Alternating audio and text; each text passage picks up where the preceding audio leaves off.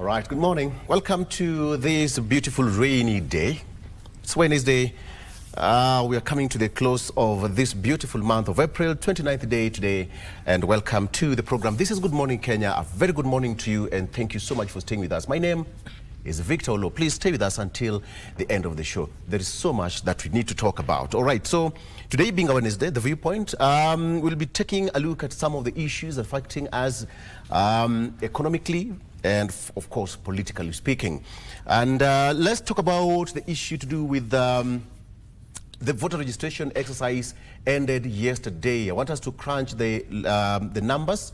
Yesterday we took a look at basically how IEBC has performed, and I want us to extend it a little bit further and talk about the general outcome and the tabulation of the final results of the voter registration, not election. All right, so how have we performed? Has IEBC performed? Hit or miss? That is one of the biggest national exercise that Ethicon team has conducted this far. We give them that. So I'll be joined by Odoyo Widu, who is a political analyst. He'll be here. Wairimu Gatacha, who is an advocate of the High Court, she'll be here as well. And Dr. Anthony Gitonga, who is called a political analyst, is he's also salivating for something. He'll tell us. Those three will be here at exactly 7. Please join us and talk to us. I know it's been a rainy day and many people walking in the studio drenched. It's normal, Mike, right? Oh yeah, it's normal. Yeah. Especially, you know, it has rained the whole night. Since last evening? Yeah, it has rained the whole night.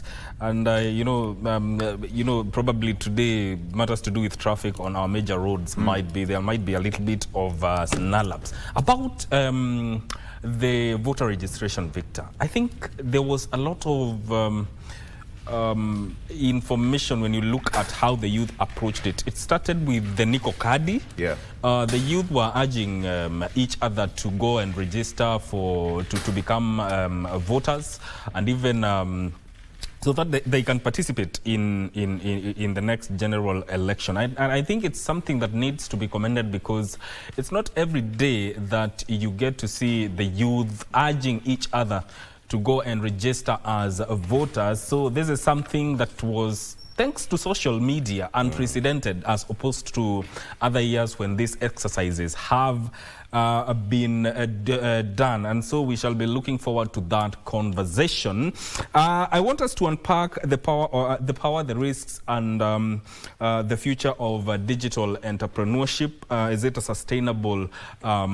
it sustainable or just a glorified hustle that has no safety nets? Because we are living in a time when there's a radical shift when it comes to how people work and earn money. I will be joined by Aisha Karaoke Ali, who is from the South Sea business community, and also Abdi Rashid Biliki Hassan, who is a community leader. That is a conversation we shall be unpacking at around 8 a.m. And one of the things that you need to know is that when you look at the gig economy, by 2032, it's projected to hit around $1.8 trillion. That is by 2032.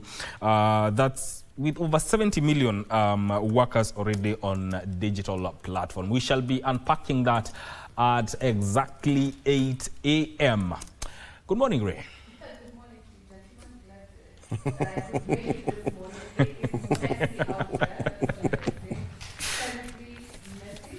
Yes. Yes. It was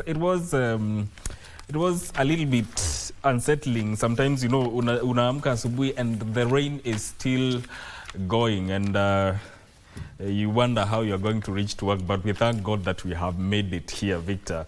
So it's not. It's going to be quite an interesting week, because it had been predicted by the weatherman that we are going to receive some quite a substantial amount of rainfall. So it's understandable that we are having this. Yeah. Yeah. All right.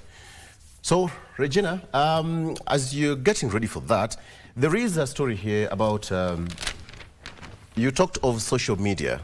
And there's one story on the front page of the Star which says that the university student who fell from 6th floor met lover on dating site, according to the police.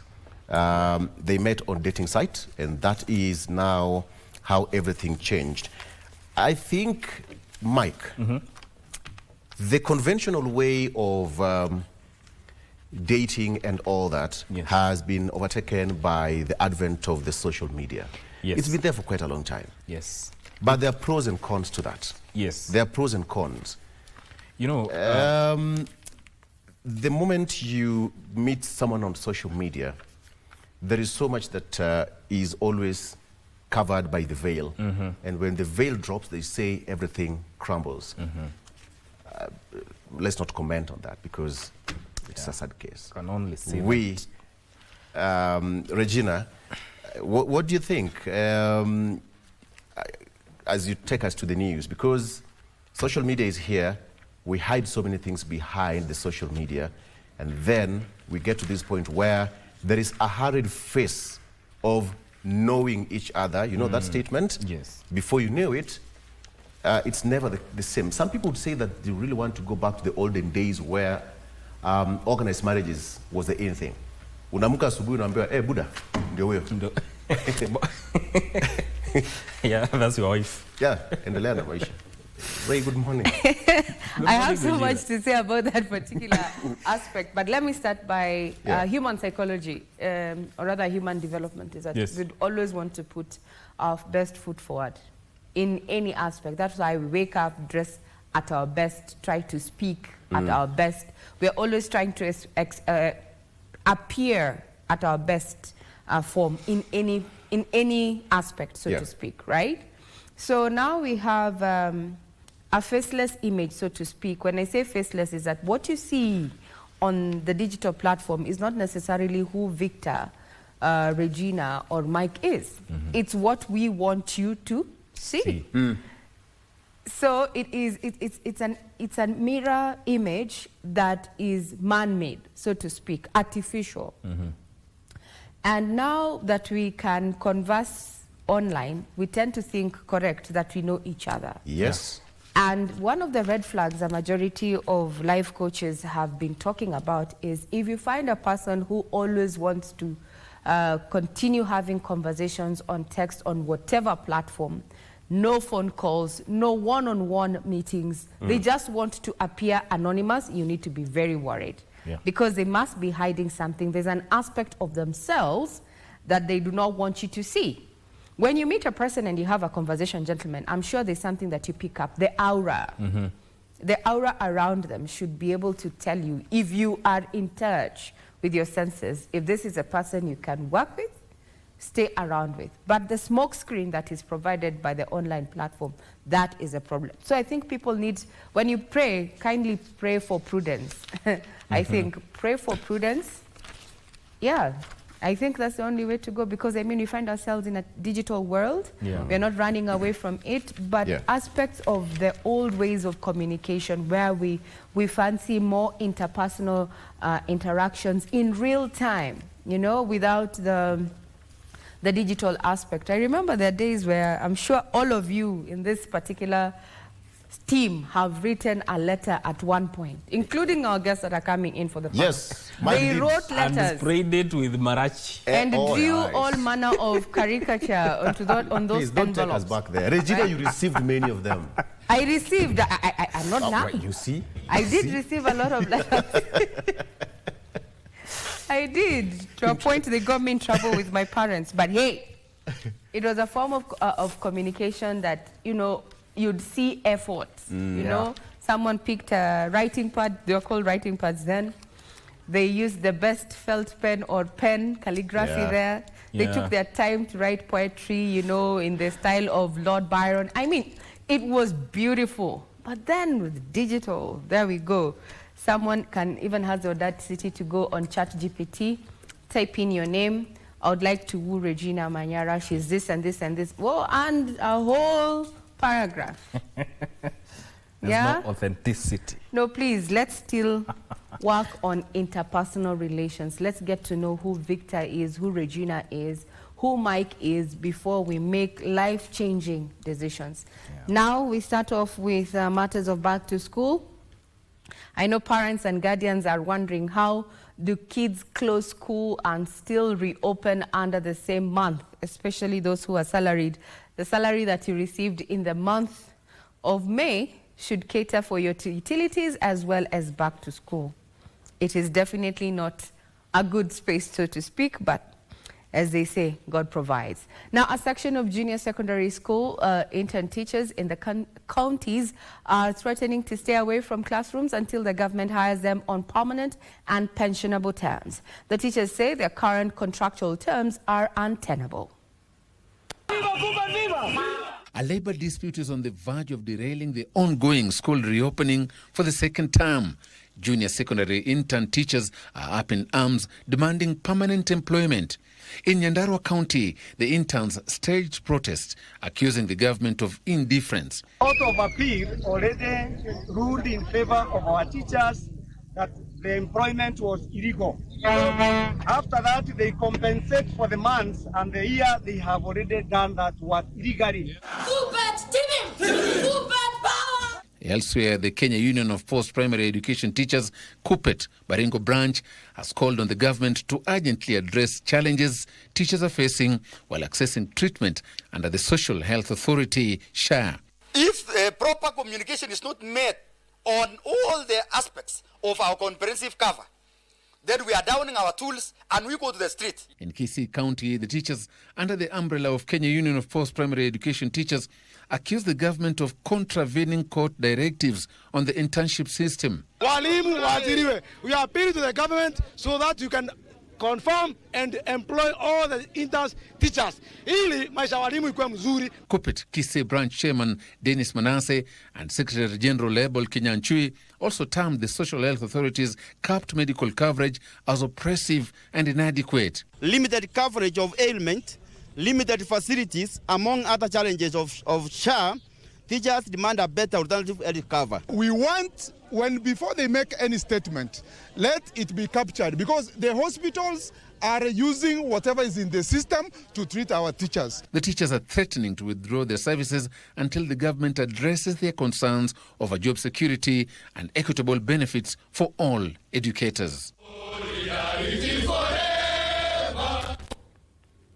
Still on matters education, the Elimu Bora Working Group has expressed concerns over the rollout of grade 10 under the competency-based education. The group has cautioned that the deepening education crisis, coupled with glaring gaps in infrastructure, teacher readiness and learning resources, could lock out thousands of learners, especially those from poor backgrounds.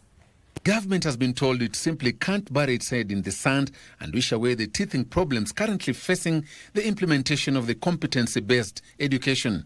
The Elimu Bora Working Group, in its assessment of the curriculum, says grade 10 learners are facing numerous challenges ranging from teacher unpreparedness to poor infrastructure. Katika shule asilimia 56.2% hawana vifaa vinavyohitajika. Wengi walikuwa na madarasa, lakini vile hawakuwa na maabara ya sayansi, hawakuwa na maabara ya ICT, na vile hawakuwa na workshops ambazo zahitajika kufunza. Pia vile miundo misingi ya michezo haipo. Further, the survey points to the unavailability of essential material in C3 and C4 category schools, leaving learners from low-income families bearing the brunt. I think it's clear that from this survey that C1 and C2 schools appear advantaged in terms of infrastructure. There should be an affirmative funding to these schools to ensure that within a span of 3 to 5 years, these schools, we have narrowed the infrastructure gap. Funding gaps are also emerging as a major concern, with more than half of schools terming government capitation as inadequate and often delayed. There are some schools that actually said they did not receive the grade 10 capitation. But according to the government and their records, they are pointing out that those capitation were transferred. The education lobby is calling for urgent government intervention to avert what they term critical teacher gaps, threatening effective learning in senior schools. Oh, now let's recap at what happened yesterday, being the last day for voter registration. It was a last-minute rush, especially by new voters, to acquire their voters' card, as a 30-day enhanced continuous voter registration exercise ended on Tuesday. Even as a section of Kenyans said an extension of registration would net more voters, the electoral body had averred otherwise, citing the high cost of the exercise. The last day of the enhanced voter registration exercise saw a last-minute rush at a few centers in Kiambu County. Among them were new entrants in the voters register, Mike Kitui and Anne Jerry.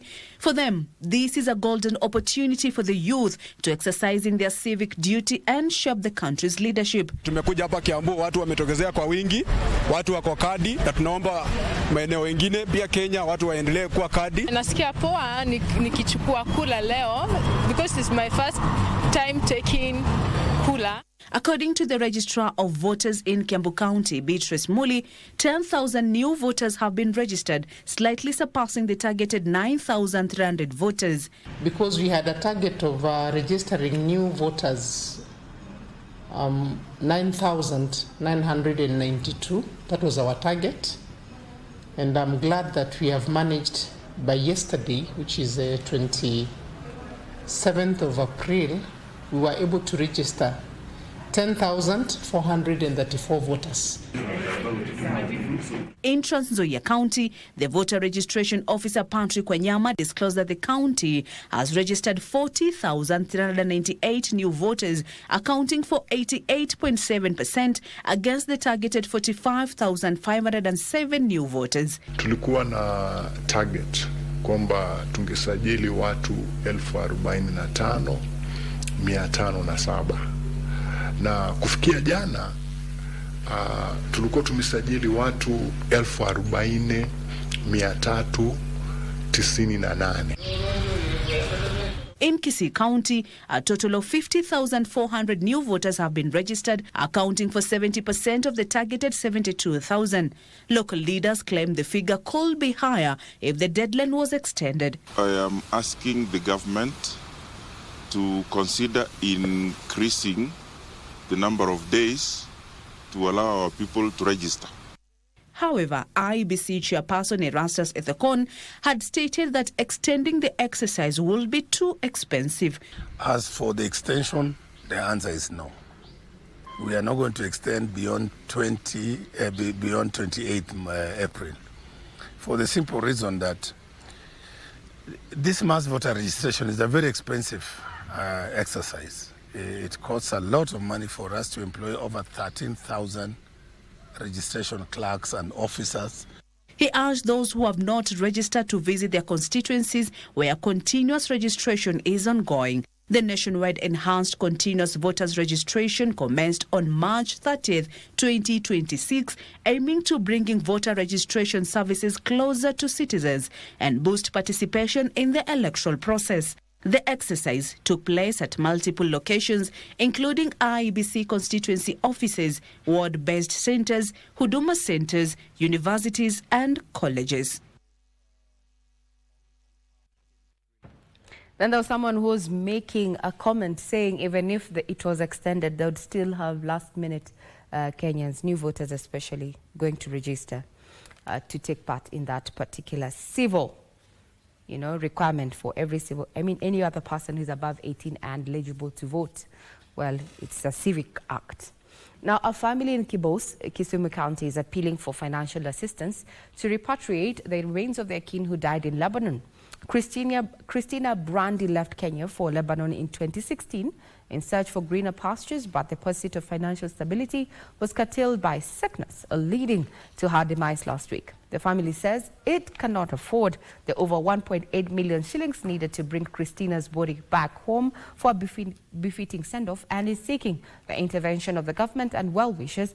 And as Wycliffe Okech reports, so much is highly anticipated from this family. The tragedy is heavy and devastating for the family of the late Christina Brandy.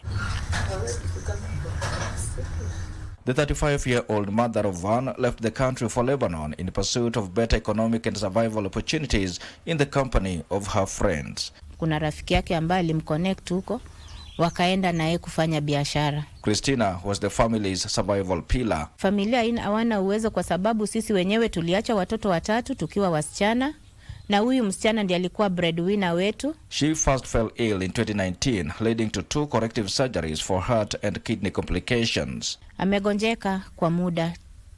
2019 akafanywa operation ya heart, akarecover kidogo, akaanza complication, anafura mguu, anafura mwili. Lately, the family's communication with their kin had been limited to WhatsApp with the assistance of her friends, through whom they learned about her passing on Tuesday last week.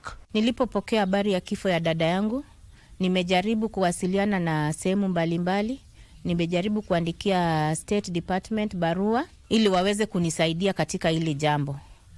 Pia hao sijapata respond bado. Christina's death in a foreign country has caused her family unimaginable trauma. Alikuwa anilipia school fees, wasaidi sasa yuko. Sasa tunaomba tusaidie. Yeye ndiye alikuwa msaada wangu. Mimi niko tu venye mnaniona hivi. Top priority for the family is to bring Christina's body back home from Rafik Hariri University Hospital in Lebanon, with costs piling by the day. Sasa tunaomba tu usaidizi kama mwili tunaweza kutoka huko iingie kwa Kenya. Ninaomba wafadhili wote wale ambao wangeguzwa na waweze kutusaidia tulete msichana nyumbani, tumpumzishe nyumbani kwa familia. Caroline Obuya is the family's contact person and can be accessed through phone number 0721 949 291. That is 0721 949 291. Reporting for Channel 1 from Kisumu County, I am Wycliffe Okech. Now to the counties. Police in Kirinyaga County are investigating an incident where a body of a minor was found dumped in River Mukengeria. Now, the residents who reported the matter to the police said the 6-year-old boy had gone missing on Monday. Elsewhere, residents of Antobetwe village in Igembe North, sub-county in Meru County, have hailed the government for restoring calm in the area following the death of a border operator last week. Timothy Kipnusu with the details. On Tuesday, residents of Ndugi village in Mbeti sublocation Kirinyaga Central woke up to the discovery of a body of a 6-year-old boy who had gone missing on Monday. Tukateremka huko chini, lakini wakati wa kutoka ukinya pande hii tumeona viatu vale, tukiangalia pande ingine tukamwona mtuko hapo. Kwa hivyo tungeomba serikali ya President William Ruto, tunaomba security purpose kwa hii area, sababu kuna wakati tulikuwa tunasikia kuna watu wanatupwa kwa mto wakati saindi kama moya, lakini sasa hata huku kwetu kumetokea hiyo kumetokea hiyo watoto kupotea na mpaka watu. Detectives from Kirinyaga Central have since launched investigations into the mysterious death of the minor. Serikali iingilie kati, atisi ionekane haki yake. Na sisi kama wazazi, watoto wetu wanaenda asubuhi na mapema kuelekea shule. Tungeomba atisi waandijust hii masaa, watoto wao atisi wakienda masaa mazuri. Mimi ningetaka kuomba serikali pamoja na watu wote haki ya huyu mtoto ipatikane. Juu mimi tangu nizaliwe sijawahi ona kitu kama hii kwa hii area. Elsewhere in Meru County, the Minister of Interior has upgraded Doleli Police Post into a fully recognized police station. Alongside this upgrade, a new officer commanding station has been deployed to strengthen security operations in the area. Sijakuja hapa kama adui yenu ama mkiniona mnatoroka. Ukiniona unisalimie, hata mimi nakusalimia. The move comes just a few days after a boda operator was shot dead in Antobetwe village in Gembe North Sub-County. Vijana wangu hawajajua the way forward. Kama kwamba huyo kijana atapata haki ama vijana wako ndani. Kama ndio washukiwa, wachunguzwe, serikali kwa sababu iko na mkono mrefu ili iweze kujua hatima na ndoto ya mtoto wetu kama imepatikana ama itapatikana. Iko kitendo ilifanyika last week ambayo ililifanya nianze kuuliza maswali kwa sababu ilifanyika na nyinyi badala mkuje kwetu mkaenda mbali. Mkafanya vituko, hata nasikia mmeenda mmejaribu kuchoma ambayo saa zingine unaambiwa usishike sheria mkononi. And parents with children with autism have urged the government to strengthen access to healthcare, education and essential support, citing them as a major challenge to caregiving. Some challenges I majorly face are parents who have already succumbed to the stereotypes of the society. They're trying to remove it from their perspective and convince them otherwise, so the child can also have a normal life like others. They require different support, so we brought all the professionals together, and we will be providing them with verified professionals who can support them and walk them through the journey. And the moment you cannot have a language, then you're like declared dumb something. So really, we should reach a place whereby speech therapy becomes part of education rather than a health concern. A report by the Autism Society of Kenya estimates that 1 in every 25 children has autism. Now crossing over to matters business with a keen interest on what is happening within the Edge Convention Center. Yesterday was the second day by the official opening of the Connected Africa Summit, and KBC is the media partner for this particular summit. So I was down there, and these are the outcomes from yesterday, where Kenya is advocating for urgent continental cooperation to build a single, inclusive digital market for Africa. Deputy President Professor Kithure Kindiki says Africa is ready to move beyond dialogue and pilot projects into full implementation of a shared digital future.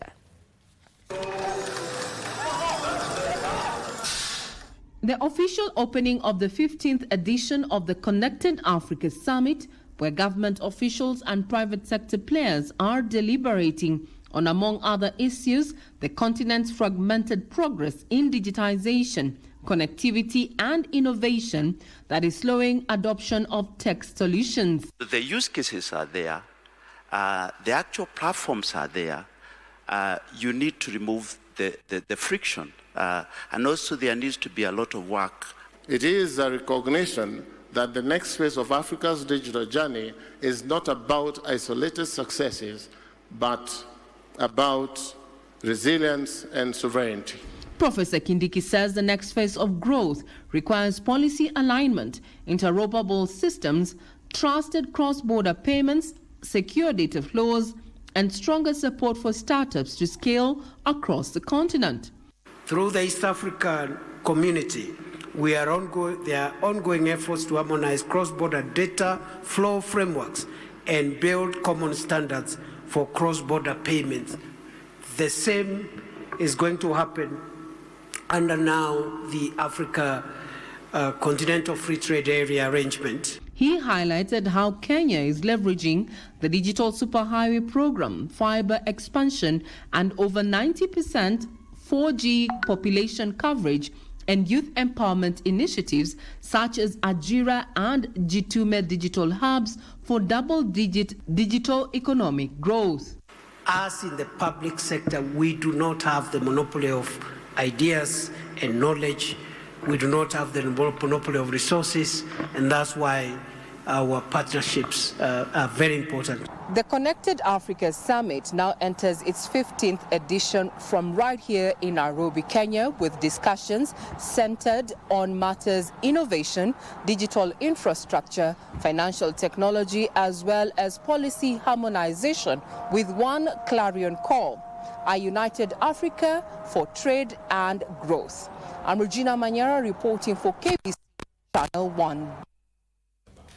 Well, that was a recap of yesterday, which was the official opening there with Deputy President Professor Kithure Kindiki as the chief guest. This morning, my colleague Alan Aoko as well as Ben Troy Njoy are going to be keeping tabs on that particular conference there, with conversations set to border on matters of cybersecurity as well as AI. Now we cross over to sports, where Cabinet Secretary for Sports, Salim Vuria, says the Ministry of Sports will not interfere in the ongoing issues at the Football Kenya Federation and will wait for FIFA's direction on the matter that has since seen President Hussein Mohammed asked to step aside from his role as the president. Hussein was asked to step aside until completion of investigations into the alleged theft of 42 million shillings from the 2024 African Nation Championship CHAN accounts. The FKF National Executive Committee voted in favor of the removal of Hussein Mohammed from his role as President of Football Kenya Federation for alleged misappropriation of funds at the Federation. But CS Mvurya says the ministry will only follow the directives handed to them by World Governing Body FIFA. We have issues in the Federation. It's like we are going to be having two factions. But what I want to tell you is that as a ministry, we don't have anything official on our table. We've been following through your reports in the media, and we are happy that FIFA has already written to get communication from the Federation, and we are also looking forward to the decision of FIFA. Once they receive these documents, they will give the way forward. Officers from the Ethics and Anti-Corruption Commission today visited the FKF offices as part of ongoing inquiries into the alleged Chan insurance matter, with the Federation reiterating its commitment in fully supporting the investigation. Mohammed welcomed the involvement of EACC, saying that he is committed to upholding the highest standards of integrity and transparency, and that he is confident that the facts will come to light through a fair and thorough process. While asking the President to step aside on Friday last week, the National Executive Committee appointed Deputy President MacDonald Mariga to take over the responsibilities of FKF President in an acting capacity until completion of the investigations. Stand by. Well, that effectively puts matters in the headlines on Good Morning Kenya this morning. To a cap, just to remind you some of the developing stories that we are going to also be keenly focusing on, other than the Connected Summit Africa, is the Appellate Court, Supreme Court. That is, we're going to be focusing on the judges waiting for the Supreme Court that is currently underway. We're going to be televising this live, so this is a place to be. We saw what happened yesterday with Appellate Court Judge there, Kipchumba Keegan, defending his suitability as the Apex Court judge, stating that his past legal representation of President William Ruto at the ICC and the 2022 presidential election would not affect his independence on the bench. Further details available on our website, that is www.kbc.co.ke. I want to wish you a great day ahead.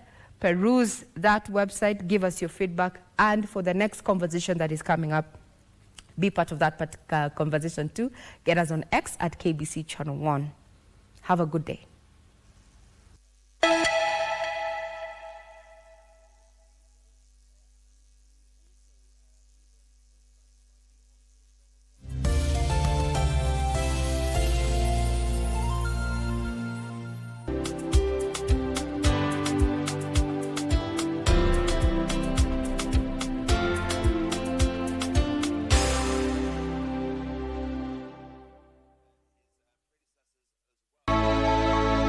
Special needs hubs serve as a link between potential and participation, ensuring that no one is left behind.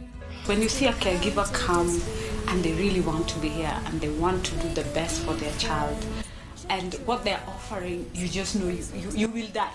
But we've introduced the new program where now someone can come like a school, right? Because we want it to be, it's got 10 years of therapy. Let's make it 3 months of intense therapy and seeing results. So that now you can be doing that once a week, just like management, you know, of ensuring the child is still doing what they're supposed to do. On this week's episode, we get to find out the inspiration behind these centers. Guess what? This is the place where we share our talents. Create amazing art, cook up yummy food, tell magical stories, sing, dance, and have lots of fun. We decided, let me join Taekwondo because I've seen many people using those skills for self-defense. Kazi zetu tukipewa, twasimamia wenyewe. Belle mama, belle ami. Let's be happy and healthy too. We are going to meet a sly python and a clever butterfly. And today we're going to learn how to make a shell-faced lion.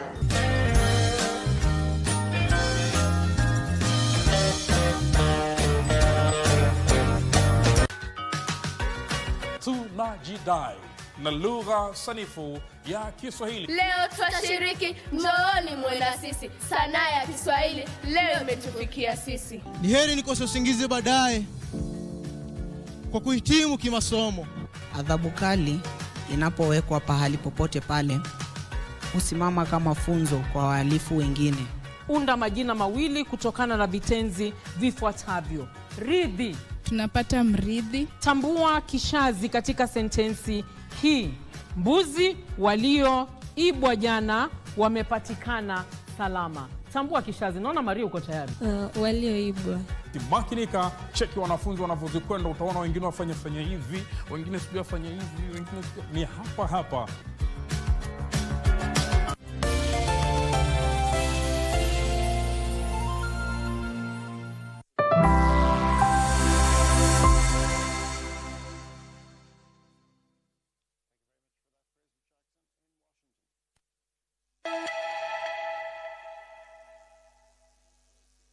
Welcome back. Thank you so much for staying with us. It's now time for us to get into the discussion. Being a Wednesday, the viewpoint. My name is Victor Lo, and let's get into it. Today, let's talk about the whole process of IBC elections, voter registration, I beg your pardon, that ended yesterday. I want us to crunch the numbers and take a look at really what happened during the period when new voters were picked and were listed.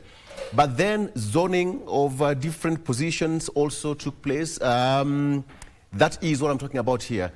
When you come to different areas, mapping took effect. Some regions recorded a high number of new registered voters, others did not. And to this point, IBC actually expected to do 2.5 million. According to them, we are waiting to get the final number that was registered as at yesterday. I'll be joined in studio, of course, starting by Dr. Anthony Gitonga, who is a governance expert. He's also a gentleman who, watu wa Gatanga wanasema, okay, ama wewe tunasema? Watu wadhaya. Watu wadhaya? Yes. Wanasema, wamekubali, wamesema sasa tunangoja tu time. Anthony Tosha, aende bunge awakilisha wadhaya ipasavyo. Yes. And we do the right thing. Very good. Yeah. We'll talk about that later on. Yeah. Welcome. Still waiting for Warimu Gatasha, who is an advocate of the High Court, and Odoyo Widi, who is a political analyst. They'll be here shortly. Okay, let me start by taking you through the front page, as usual, of the local dailies. Starting with the front page of the Star, disquiet rocks Oburu camp as MP's Mal new political plan. Doctor, did you hear that? Disquiet rocks Oburu camp as MP's Mal new political plan. Yes. Several lawmakers consider joining Sifuna team. Yes. That is on the front page of the Star newspaper. Yeah. I think for the record, let me just raise it. Yeah. That is what's there. Some MPs are actually contemplating to jump ship and join the Sifuna team. Yeah. That story is on the front page. Keegan questioned on Ruto links as JSC interview. He was interviewed, amongst others, for the position of the Supreme Court judge. That is what I have here. Looming standoff as Senate plans to centralize county hiring and firing of employees. And finally, the story about GMO here is researchers now explore GMO cows to tackle climate disease burden. GMO cows. Science, okay. So let's come back to this one. Disquiet rocks Oburu camp as MP's Mal new political plan. What do you make of that, Dr. Thank you so much, and thanks again for having me this morning. That was always going to come, Victor. Yes. As a wise politician, what you want to do is that you want to associate yourself with the future, all right? Not exactly with the past or where you've been, where you've come from, but with the past. But when you look at ODM, the two factions, you have one faction that is led by Gladys Wanga, yes, which is, you know, the status quo faction that says we must continue doing these things the same way. We must stay this way. But then you have a very vibrant faction led by Sifuna and Babu Owino, and that's the future, yes, all right? And that is why they are saying we want to offer different kind of leadership in this country. We want to be able to bring everybody on board. And so the wise politicians then, members of the ODM, can be able to see the difference, all right? Do we want to stay in the Gladys Wanga-led team and just be here and continue to relate with the current regime, which perhaps they have seen that is also losing favor in their own grounds? Or do they want to say that we want to join camps and be able to form a new formidable team that can also attempt to take power in 2027? So I think it's just being able to calculate wisely and see where the future is. Some leaders have actually expressed dissatisfaction with the running of the outfit, coinciding with growing appeal of Linda Mwananchi. And let me just quote what Millie Odhiambo said, that they have created a hero out of Sifuna. That's it. And not that Sifuna is not a hero, but they have made him who he is now. He was not who he was then. Yes. That is very true. Sifuna has not just emerged. Sifuna has been very vocal from the word go. He's been very straightforward, you know. Even during Baba's time, you know, he would tell us, for example, that this is what Baba is telling us. This is the position of ODM as a party, all right? But we have seen that the continuous fight, the continuous trying to bring Sifuna down, the only thing it does is to make Sifuna a bigger hero than he already is, all right? And we have seen that. How do you explain that every time he has a political rally, you know, from Kitengela to Kakamega to the coast, you have the police and everybody infiltrating to try and make sure that that rally doesn't happen, all right? So I think we are forgetting that very serious politicians are born out of, you know, serious protest. And so if somebody was very wise, if somebody didn't want to make Sifuna the hero he is today, they wouldn't need to touch him. But the continuous fight, the continuous, you know, they continue to fight Sifuna. He continues to be bigger, even bigger than themselves. Yes. I'll get back to that. And even the fact that Linda Mwananchi appears to be getting its politics right. And causing a little bit of disquiet with the other side. Let me come back to the front page of the Daily Nation. States shocking admission on CBE. States shocking admission on CBE.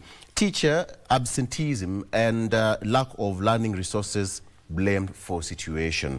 Nearly 3 out of 4 grade 3 learners cannot perform basic mathematics, according to a report by the Kenya National Examination Council, which also reveals that more than half are struggling with basic English literacy. These findings by the state agency mirror civil society reports and raise fresh concerns about the state of foundational learning under the competency-based education system. Front page of the Daily Nation. There are graphical illustrations there on what it's all about. Some regions have also been mapped out to show that. Okay, Kato Kigen, serving as Ruto's lawyer shouldn't derail my Supreme Court bid. That was yesterday. And how the new voters redrew electoral map. Part my discussion this morning. The Electoral Commission closed the 1-month-long enhanced continuous voter registration yesterday. And with the 2.5 voter target within reach. Did they get that number? And as at April 23rd, the Independent Electoral Boundaries Commission had registered 1.87 million people. That is there. And finally, on the front page of the Standard, Ruto ties hound judge. Ruto ties hound judge. Justice Katwa Kigen walked into his Supreme Court interview, his earlier Court of Appeal vetting still fresh in mind, only to be met with sustained questioning over his ties with President William Ruto and his decision to seek a seat at the Apex Court barely 3 months into his role. Commissioners actually pressed him on whether he could be impartial in a presidential petition involving his former client, whether he would step aside, and how he would respond to pressure from State House. He pushed back, insisting that he would be guided by the law, but conceded that public perception of bias could still follow him if such a case landed before him. Wally Modowi, good morning. Morning to you, my brother. How are you? Fine, thank you. There's another brother of mine here. Oh, how are you, sir? Yes, Very yes, well. yes. How are you? Very well. Karibu. Meli mengoa nanga officially. I'm glad to join you. Karibu sana. We are just taking a look at what's the front page of the local dailies, and let me come back to this question of Millie Odhiambo said that they have created a giant out of Sifuna. Sifuna is not who he was way back then. Yeah, that's how politics works. You know, the population, when they hear you, and when you can talk nicely, you are no different from a musician who can sing nicely. you will get a lot of following. Irrespective of what you can do or achieve for them, they will follow you. It's entertainment. And you see, there's something called bandwagoning. Where people are is where people want to go. So it can only grow bigger if it continues like this. But I can tell you, there will be a difference at the end of the day. You remember many years back, Raila Odinga used to pull the largest crowds in this country. He used to tear Uhuru Park apart and the Nyayo Stadium apart and everywhere else. But it did not translate into votes entirely. And when he went to Nyanza, it was even worse. The crowds were much, much, much bigger. Yet, he did not even get votes much there. So you must know that there are Kenyans who enjoy public rallies as an entertainment, as a sport. And Kenya is also one country where even people who think earthquake is witchcraft, people who think lightning is witchcraft also vote.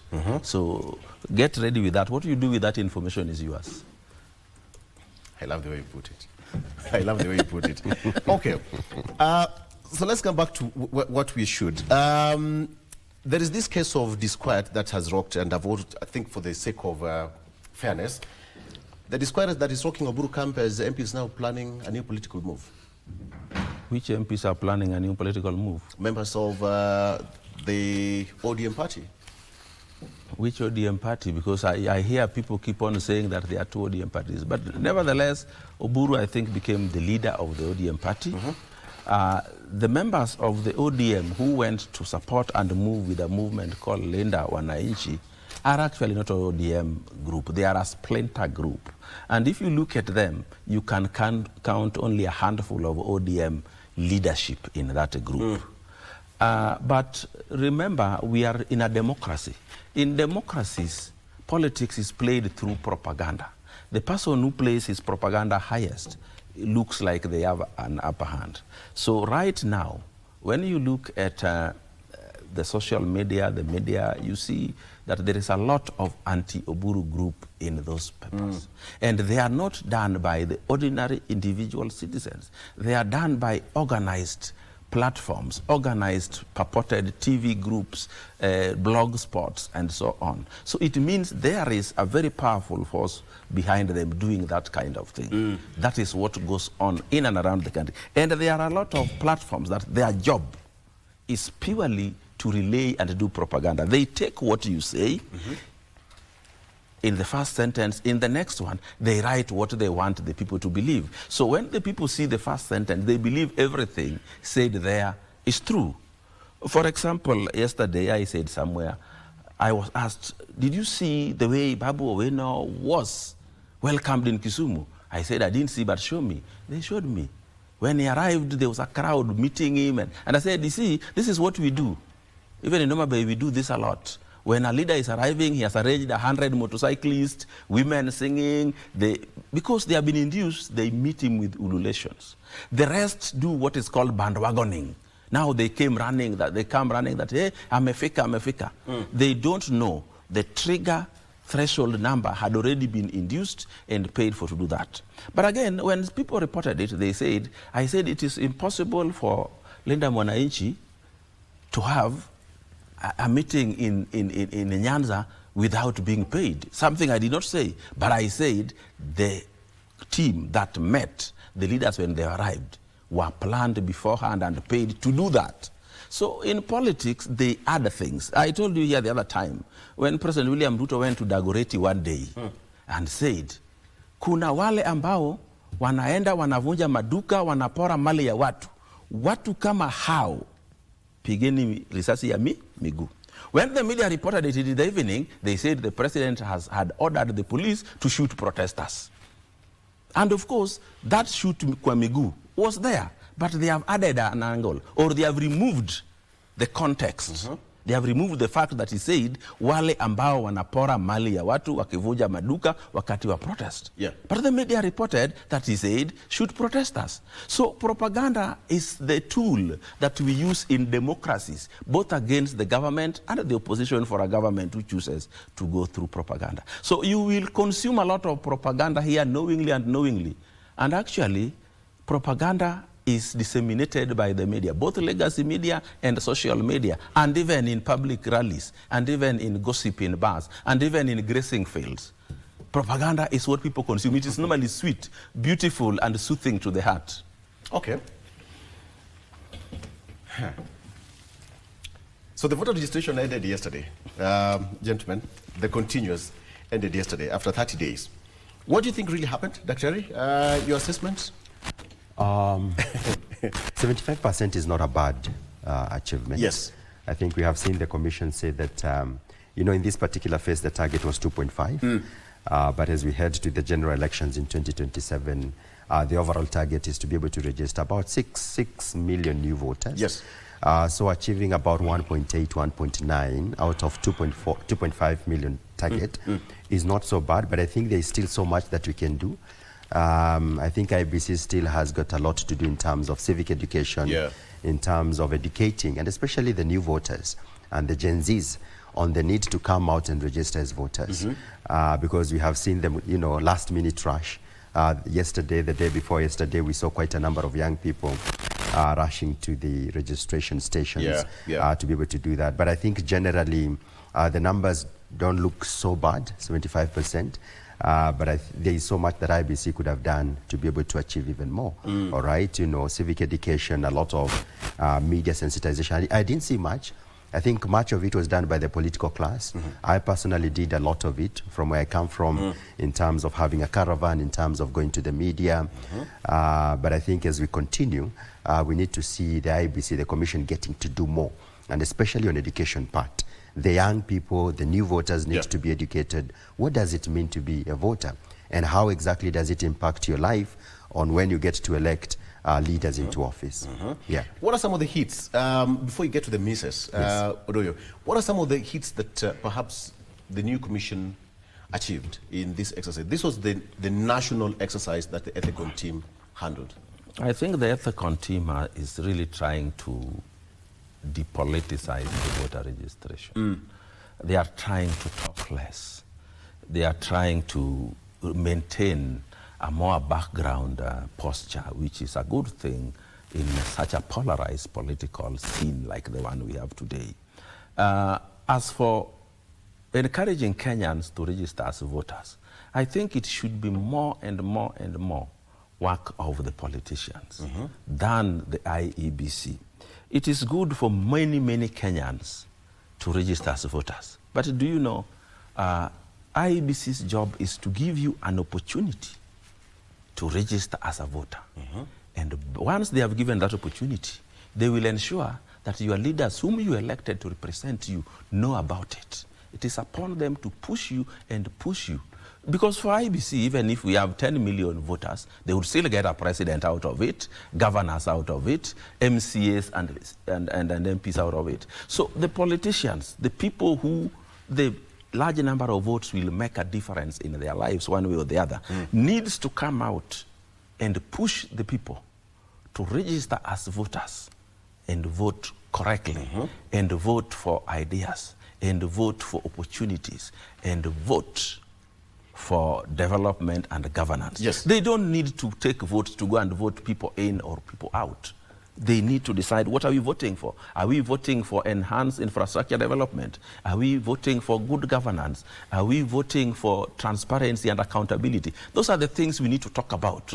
We should not go to look for votes, to look for a voter's card, to go and vote some people in or out, 1 term or 2 term or anything. Look for something. And again, that would be better achieved when Kenyans learn to compare leaders. Because even if you have only criminals as presidential candidates, you will have to choose one of those criminals. Even if you had angels as presidential candidate, you will have to only take one and leave the rest of the angels. It is not an exam where everybody can pass or everybody can fail. It is something that one person has to be taken to lead this country, whether he's a criminal or not. So we must compare. That is why whenever I sit here, I want to compare the leadership that we are going to elect with the ones they are going to be elected with, and with the past and the probable future leadership. Let's talk about the numbers, Dr. As of 23rd, it was 1.87. Yes. Today is 29th. Yes. So those are you know, Yes. so many days apart. Yes. And as Kenyans, we all know, yesterday there was a lot of massive surge. Yes. Last minute, of course. Yes. Let's all assume that this number hits, as at 23rd, it was 1.87. Yes. So let's assume that this number has gone up to 2 point something. So that's not bad for a start. Yes. No, it's not bad. It's good. Just like I've said, I mean, even if it's about 75, 80%, and this is a process that will continue. Remember, IBC is still open to continue registering during the weekdays and in their offices at constituency level. That process will still continue. It's not a very bad number, all right? But I think just also to support what my good friend is saying, is that you cannot separate leaders and development, all right? We need to educate our people that development and whatever issues we want to see are actually brought about by leaders. So as we think about the people to elect into office, we must think about what can they do, what is their capacity, all right? What is their passion, what is their track record? So we do not directly elect issues. What we do is that we elect leaders to be able to bring into action those particular issues. Yeah. So I think that is important to really mention, so that as we get into 2027 general elections, yes, and especially the new voters, they're able to separate, you know, the leaders who can do the job and the leaders whose work is just to keep, you know, giving empty promises and just talking without action. Yeah. Let's talk about the issue to the infrastructure and resource gaps, because you realize that some places they did not have proper kits. Yes. There were shortages of kits. Yes. Personnel sometimes they had some challenges. Yes. How do they address that? Because when you have got kit shortages, yes, and we're headed to the next election, yes, that is a wake-up call to the Commission. Yes.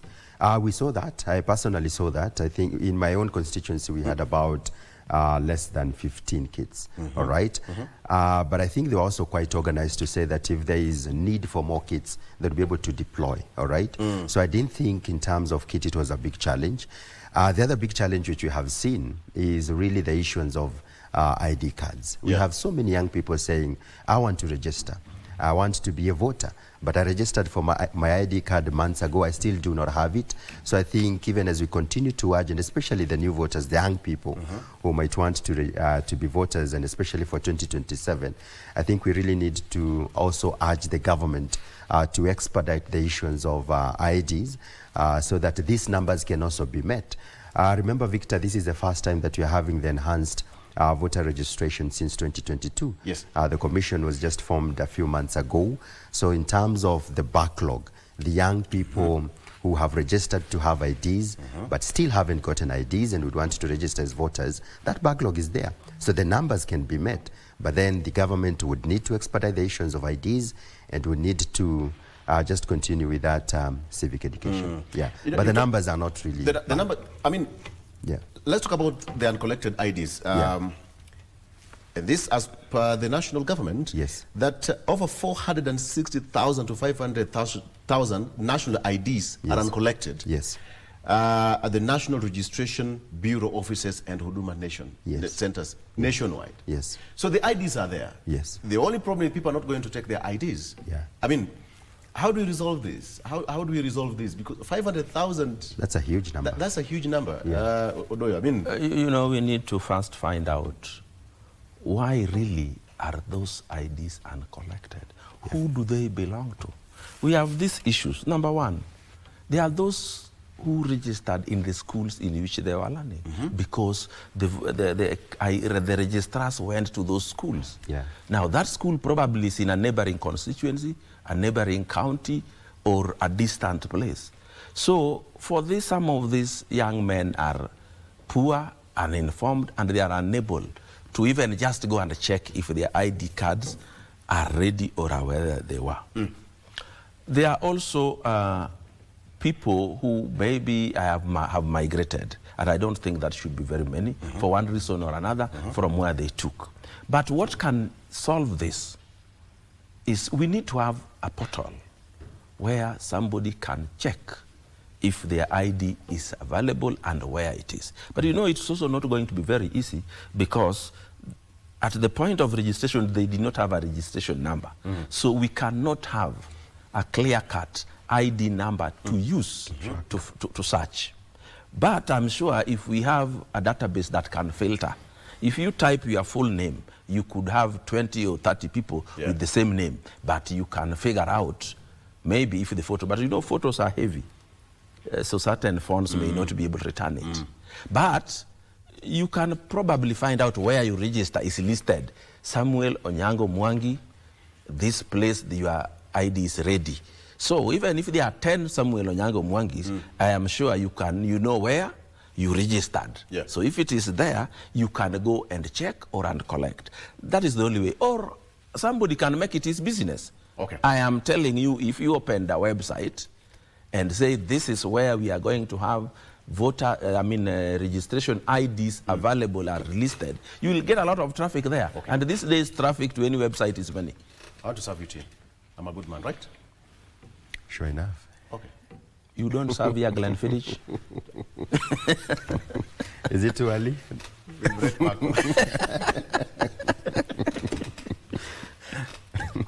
Stay with us. It's time for tea. It's time for tea. Any other thing, no, not now.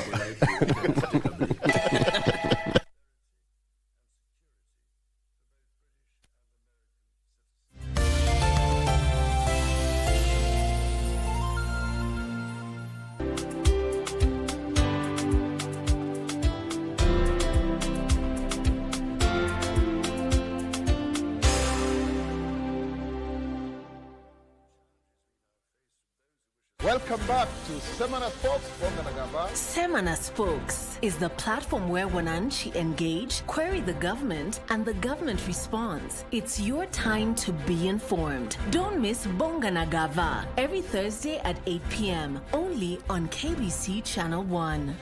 Semana Spokes.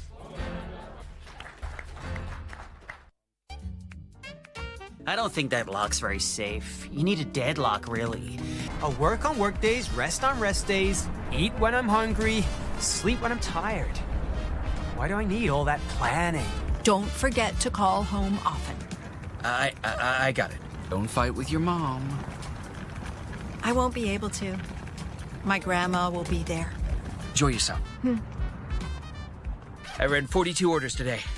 One didn't answer their phone, which killed 10 or 15 minutes, or I do more orders. I never felt this way before. Why does it feel so cold tonight?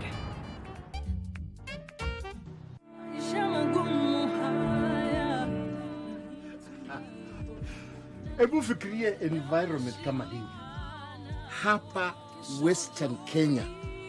Eti mtu atatoka hapa aende Nairobi kusoma university to conquer the world.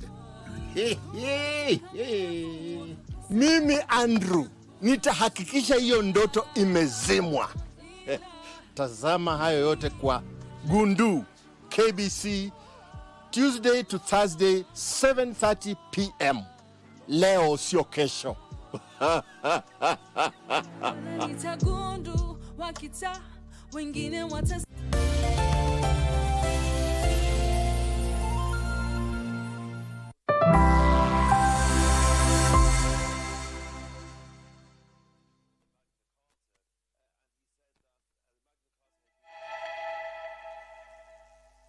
All right, welcome back. So, we have cups of coffee, nothing else, nothing else. Okay, let's come back and talk about this. There is that cause of concern when it comes to, we're talking about the voter registration listing that ended yesterday, the hits and misses.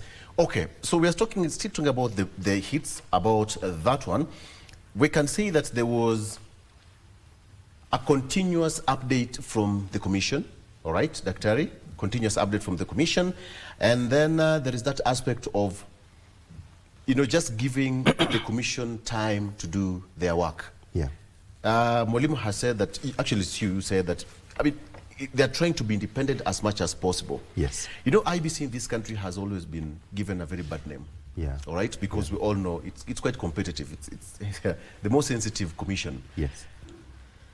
How do you think Ethicon is trying to change the perception of that commission in the face of Wanjiku? I think I've seen it. Just like you've said, IBC this time has tried to really remain behind the scenes. Yes. And that is why I was complaining when we started, that comparing with, Isaac Hassan-led IBC, Wafula Chebukati-led IBC, we haven't seen a lot of media sensitization. We haven't seen a lot of, adverts and everything on TV to be able to really rally everybody to go and those who haven't registered to register, and those who have registered to be able to confirm their details. I think it's taking a different approach, which is also quite positive, to say that for us as a commission, we are going to remain behind the scenes. Because the work of the commission is to enable the process, all right? If you want to register, then this is where you need to register. We are here to serve you. But I think I also want to agree that the political class can continue to do better. Because it is in their interest to have as many voters as possible. It is in their interest to make sure that many young people register as voters, and actually even on the material day, we have as many people coming out to vote. So I think it's a different IBC that we are getting to see. Which I think is also really positive, to say that we are not going to be so vocal, so that our being very vocal is not mistaken to politicize the process. Yes. Yeah. How do you think? What do you think is going to happen? We have a new lot of registered voters. Let's assume the youth have performed fairly well. How are they going to change the 2027 polls? They are going to change the 2027 polls with whatever information they have accepted to consume. And as I told you, in democracies, majority of the information that runs around, that the young people get, devoid of what happened in the past, is propaganda. Albert Einstein once said that a time will reach when media houses will be used to disseminate propaganda rather than to do business. And that time is now. And you see, you do not even blame the media houses for it, because they are in business. Because even them, sometimes they are unable to verify this is propaganda or not. And some, actually, that is a source of income. If they can serve one political formation and disseminate their information, then they are good to go.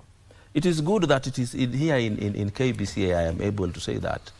For saying that, I have been blocked from some media houses because there are certain things they don't want to hear. But we will continue telling them, because they will hear it whether we say it in the streets, whether we say it in blog spots, and whether we say it in political, they will hear it. Because the people must know the truth so that they are able to make decisions. The young people have been lied to, and even the choice to use them for uprisings against governments throughout the world is well taken, well chosen. It is something that is well decided, because they know they largely do not have the benefit of history. They know that there are people we call purists. They want perfection. Something even them, they cannot do much of it. But that is their age. I was also there, and we did it. They also are made to believe that they are a different people from the adults. But they don't remember that the older people were also once where they are. But now they know better. So Gen Zs can really change the world in a way that you will be so shocked, because for the little information they have gathered for the period they have been adults, that is what they use. And that is why they think everyone else is stupid except them. Because if people use information that you don't have to make a decision, you can only see stupidity. But I must also tell you, because I know many of them are also listening, at that age where they are, when they are given power, power really corrupts them so fast, because there is so much space in their brain. There was a president that I think it's Burkina Faso, Traore. He was celebrated by youth throughout the world. And they said he was changing. And he came and announced that within 2 years, he will have a democratic election. When 2 years reached, he said he has no time to waste in election, because he has too much to do for his country for now. And he has turned to be a dictator faster than the people who took power at a much older age. And in my own research that I have not read somewhere, 95% of the people who became dictators throughout the world took power at an age below 45. What are you trying to say? What I'm trying to say, it is good to gain experience in leadership as you approach the apex of leadership, which is the presidency. I am telling you here on this show that if you elect somebody as president in this country below 45, in that range to the time that his 10-year limit will be, he will fight very much to remain in power, even if it means changing the constitution or changing things. Let me tell you why we have a problem. You hear Uhuru's name being thrown away left, right, and center. Because he left the presidency at a relatively young age. And many people do not know that even the rejection of Ruto as his successor and picking on Raila Odinga was meant to keep Uhuru in power longer. That is why there was something called BBI, in which there was the position of executive prime minister who would come in and appoint the cabinet. In fact, if BBI went through and say Raila was elected president, Uhuru would have been the one to appoint cabinet because we knew he was going to run for the position of executive prime minister. That is why there were 70 new parliamentary seats. And in Raila Odinga's stronghold of Luoland, there were going to be only 2 in Ndewa and I think Karachuonyo. So in the end, Uhuru would have remained in power outside of government with a different name called executive prime minister. Because at that time you can't fathom a fact that you're going home and somebody is going to be more powerful than you. But if you get into power at an advanced age, you go home peacefully like Kibaki went without even looking back. Mandela even didn't want a second term.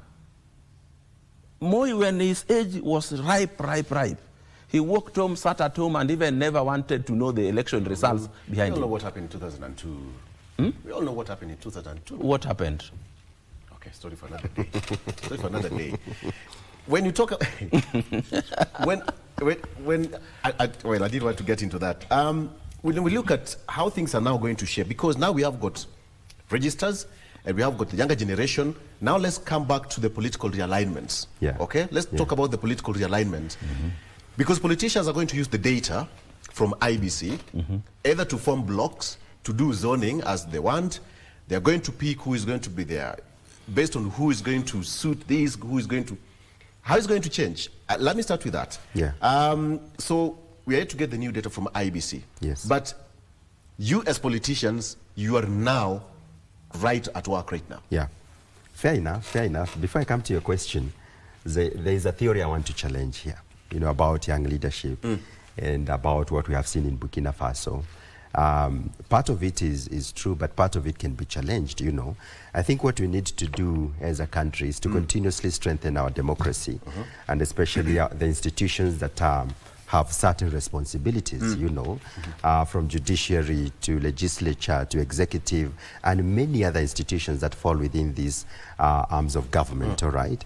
It is not entirely true that when you elect a young leader, all right, then they automatically or quickly become dictators, all right? If you have very strong democracies, and we saw it in 2008 when Barack Obama was elected as president at the age of 44, all right? And because the US is such a mature democracy, Barack Obama served, all right, for the first time and went for the second term, and he was able to do pretty much what he could have done. So I think what we need to see and what we need to advocate is to have leaders who have the capacity to do the job. Yeah. It's not about age. It's about capacity. It's about the passion to deliver. It's about the skill, and also where are you coming from? Because even at a young age, surely you have a track record. What position did you have 5 or 10 years ago? And what vision do you have to be able to say that you can be president, or you can be prime minister, or you can be minister, or you can be MP, for whatever it is? Because if we take that as it is, then it means that we will never have the likes of, you know, the younger generation that I imagine, you know, talk of Sifuna, talk of Dindinyo, or talk of Babu Owino. We will never want to give them an opportunity to serve, because we will always keep giving the example that we have seen from Burkina Faso, and it's a fact. But I think it's only fair that we also give young leaders an opportunity to lead. Yeah. Coming now to your question, I think the numbers will dictate the factions and the coalitions that are going to be formed. Remember, at the end of the day, politics is about numbers.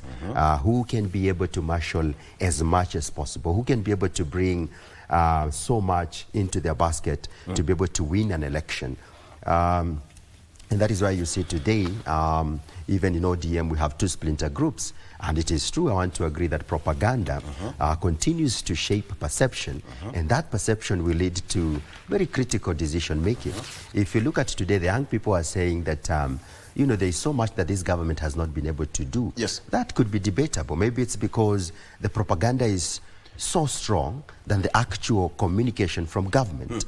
All right, so as we continue to talk about propaganda, we must understand that it will continue to shape perception, and that perception will lead to decision making. All right, so it is the work of the opposition, it is the work of government to continue enhancing the way they do communication. But as we continue, we are going to see very, very interesting formations, because the questions will be, what numbers are you bringing to the table? Yes, yes, yes, yes. What region are you coming Yes. from? We cannot run away from those questions, so that we see, can we form an alliance that can be able to have more numbers than the government if we want to beat the government. Yeah. And that calls for creation of new opposition axis, because it's going to happen. Between now, I said sometimes, between now and August, a lot is going to happen. True. How is it going to be, Odoye? Because when you look at the United Opposition's effort, they are trying to assert their authority, and that is politics, which is very okay, whatever they're doing, which is okay. But when you look at the other side of Gachagua trying to lock out President William Ruto from Mount Kenya, and President William Ruto was also in Mount Kenya for a number of days, so there is that push and pull. Urafiki nilitengeneza, nobody can destroy. The other side, they're also saying, sisi ndio tuko hapa, which is politics. I'm trying to look at a situation where the opposition is going to form their own axis, and the side of the ruling government are also going to form their strong axis. Let's talk about the Sifuna-Gachagua axis in an unlikely scenario that they work together. I'm just Why are you saying unlikely? They can work I'm just together. trying to think out loud. Let me tell you something. The Sifuna axis, as you know, it consists of relatively very young people, except probably James Orengo. And I would not want anybody to start thinking they are being denied an opportunity to lead the country. They're already leading the country. If at Sifuna's age you're already a senator, you're doing very well. If at Babu's age you are doing your second term, you're doing very well. And they can rise like that until the presidency. Don't rush them into being the presidency as if they are aliens that are parallel to the rest of the people that will never get there. In fact, if you remove the older people from the president and give them, you deny the older people that forever. But them, they still have a chance. They are on the way coming, and they will come when they have experienced everything. Where's the problem of being ambitious? I am not saying, have I said anything? I have not said they are doing anything wrong. No. In fact, let me tell you. No, what you're trying to say is that being the president should be a preserve for the old. I have not said so. I have only said. No, that's what you're trying to I have only give you facts, and you were misinterpreting my facts. No, I'm not trying to misinterpret. When I told you that position should be open for everyone. When I told 45, 50. I have not said they should not run for it. But I'm only telling you, when you have two people who should run for the president, you can only elect one. And, and when I said 95% of people who have become dictators throughout the world have become people who got into power at a younger age, you already interpreted it that I am saying young people should not be president. No. What you do with that information is your problem. No. And number two, he gave the example of Obama having gone there at a young age and left. That is the 5% I was talking about. So anyway, let's go to where we were talking. Let's go to where we are talking. If we have the opposition as it stands today, the realignment will not come after we have the voters register and we know who has more who. It will come when we decide who is going to be the candidate.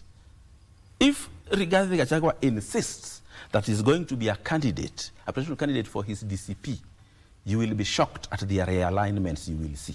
Because Kenyans reason many times with their hearts rather than with their intellect, rather than saying, this person can do this, so we elect him. No, it is who is our person, who is not our person. That is what is going to happen. So people are going to start arguing with this. No, Mount Kenya have been in the presidency for far too many times. So me, as Kalonzo Musyoka, this is my last chance. So I would rather join Ruto. That is what is going to begin to happen. Do not be cheated that the purportedly unity within the opposition now is going to last, because it is just like that, because they purportedly have a common enemy. And you cannot be in the playing field without those who outside not seeing your mistakes. They will keep on seeing that, you should have shot that ball right into goal. You should have given that person next to you. Maybe you are not even seeing them. But when push comes to shove, when now it is going to be decided, if you don't give Kalonzo, he'll tell you, this is my last chance. So why should I be with you? If you gave it to Rigathi Gachagua, they'll say, these people have been in power for far too long. If you gave it to Sifuna, they will tell you, oh, this young man just came the other day. Why should he overtake us? You will see realignments not based on number of votes which is here, so we come together to beat so-and-so. That so-and-so, why should he be beaten anyway? So do not be cheated by the noise you see out here. Some people are even making this noise as an employment. Somebody somewhere is making them rich doing that. So the realignment will depend on who becomes the candidate in that opposition, or if the united opposition continues being united, it may stop being. Because I've seen, since the court case against Gachagua is about to be announced, people have started talking differently from the way they used to talk. So do not think that the realignments will only depend on which region has what votes. It will also depend 90% on who has insisted on being the candidate. You remember in 1992, Jaramogi looked like the obvious candidate for the opposition against Moi. But when Matiba arrived at the scene, he saw himself as the person with more votes. And what did he say? I do not want to hear anything about delegates. Let the people decide. Because he wanted something that gives him an advantage over the others. There is also something that is going to happen. Take, for example, Rigathi Gachagua. If you say you are going to give, say, Sifuna that seat, Sifuna is most likely going to take 10 years if he doesn't do any mischief. How old will be Gachagua after that? So he will see this as his only chance. Kalonzo will see this as his only chance. Even Matiang'i will see this as his only chance. Which is okay, because in politics it's about one person leading. Yes, I'm not saying it is wrong, but I'm telling you the factors which will determine the political realignments going forward. Very good. Dr. No, there are many dynamics when it comes to the realignments and even getting to pick the candidate who will lead the united opposition or whatever coalition it is. But we must appreciate that whoever is picked, there will be issues, all right? If you pick Martha Karua, somebody else might complain. If you pick Rigathi Gachagua, somebody else might complain, based on dynamics and even the timelines that my senior is talking about, right? But I think what we need to know, at the end of the day, it's about numbers, all right? What numbers do you... forget about whether you still have 5 or 10 years to go. Forget about where you're coming from.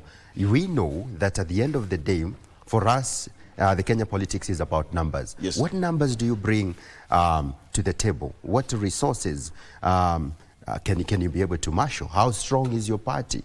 All right? And that is why, for me, I'm in DCP, and I've told you this many times. And we have seen my party leader continuously talk about that for us in DCP, our presidential candidate is His Excellency Rigathi Gachagua, because we are positioning our party to be able to produce a presidential candidate. Every other party needs to do so, even within the umbrella of the united opposition. Then at the right time, when we are now not talking about individuals, we are talking about issues, all right? What is the issue here? The issue is to rescue our country from so many cries that we have seen. The issue is to say that there are so many promises that have been unmet by this government. What can we be able to do? At the end, and we have seen these leaders say, as long as we're talking about issues, as long as we're talking about education and healthcare and agriculture and security, it doesn't matter who leads. Dr. Where there is smoke, there is fire, right? Yes.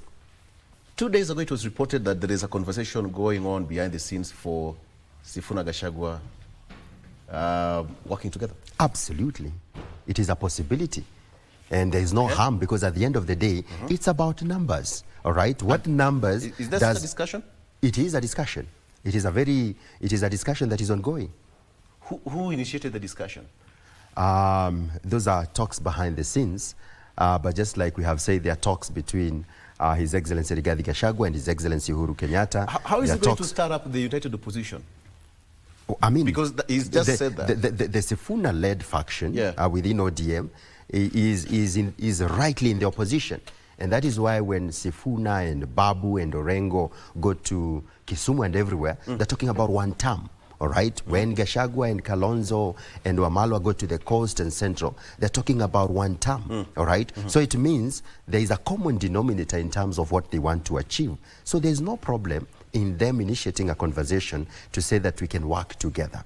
All right, and politics is about interest. What is your interest? How can it be met when you're talking about working together? So yes, it is an ongoing conversation, and in due time, then you will see a lot of it coming out in the public domain.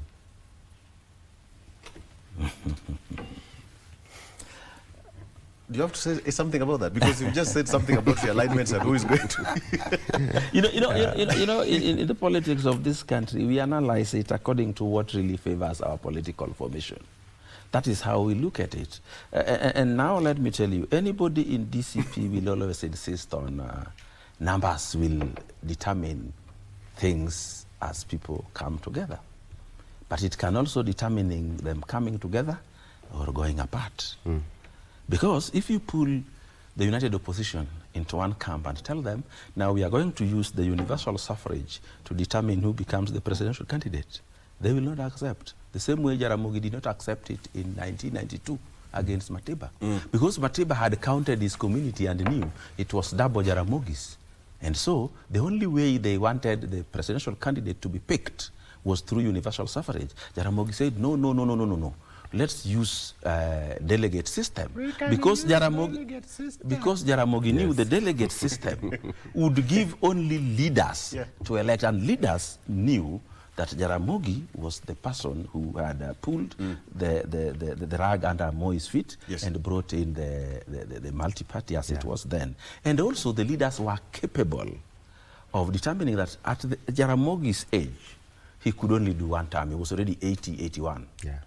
You see that? So then they could reason like that. But I told you here in the opening speech that, do you know, even people who think lightning is a witchcraft also vote. They are not going to interpret that way. They are going to find out who is our man.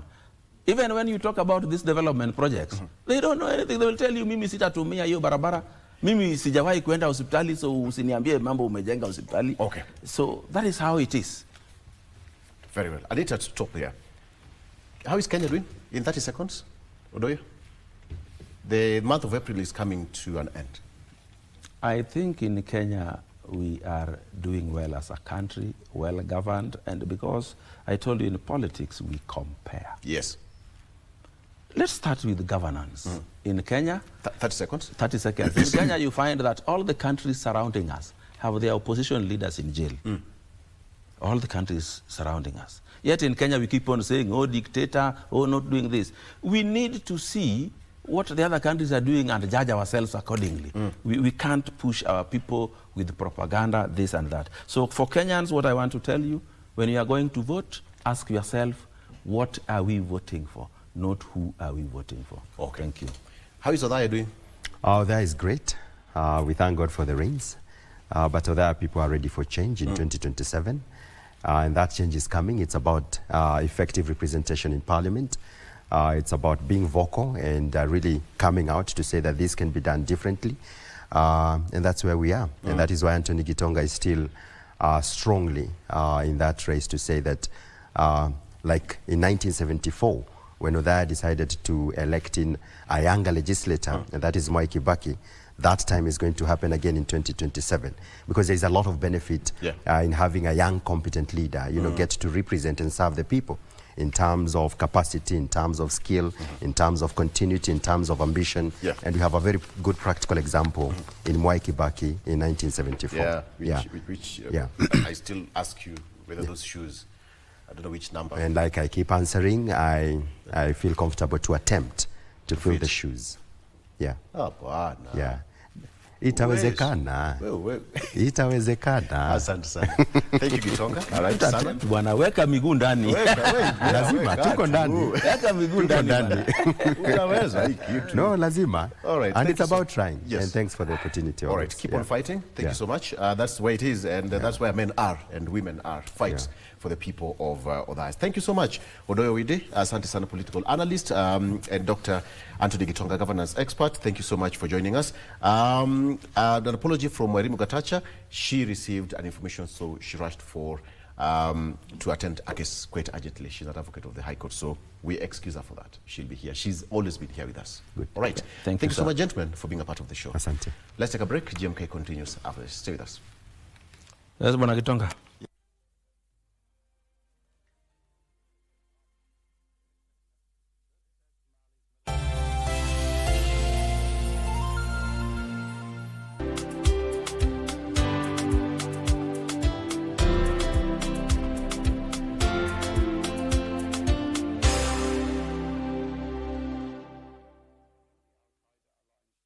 Welcome back to Semana Spokes from Nagaba. Semana Spokes is the platform where Wananchi engage, query the government, and the government responds. It's your time to be informed. Don't miss Bonga Nagava every Thursday at 8 p.m. only on KBC Channel 1.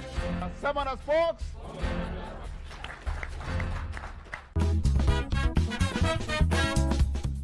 Looking for sisterhood? Craving solidarity? Ready for a space where every woman belongs? Then Dada's Show is the show for you. As we discuss real issues, support one another, and celebrate womanhood the Dada's Show way. Wiki hii kwenye Mkulima tunatafuna karoti, kisha kukaanga kitunguu. Ukulima haichagui umri. Wazee siku hizi hata ndio wamekuja zaidi kwa ukulima. Gen Z, tafadhali tuamuke. Ukulima ni kitu bora. Ni kazi chafu lakini pesa iko huku. Huku ofisi ni huku. Sisi tu ofisi ndio huku yetu. Ungana nasi Jumamosi saa 10:30 hapa KBC Channel 1 kwa mseto kamili wa kilimo. Rahman bin Auf alikuwa mmoja wa maswahaba waliobarikiwa na mali nyingi. Mwenyezi Mungu Subhanahu wa Ta'ala anawalipa wale wanaosubiri malipo yao bila ya hisabu. Yani haujulikani kiwango cha subira uliovumilia, kiwango cha kwamba utaambiwa wewe utapewa kiasi fulani. Hayana hisabu hayo malipo. Hakikisha ya kwamba unafaa kuwa na sifa ya subra. Subra ni jambo muhimu katika Uislamu na ni jambo ambalo limesisitizwa pakubwa na Mtume Muhammad sallallahu alayhi wasallam. I don't think that lock's very safe. You need a deadlock, really. A work on work days, rest on rest days, eat when I'm hungry, sleep when I'm tired. Why do I need all that planning? Don't forget to call home often. I got it.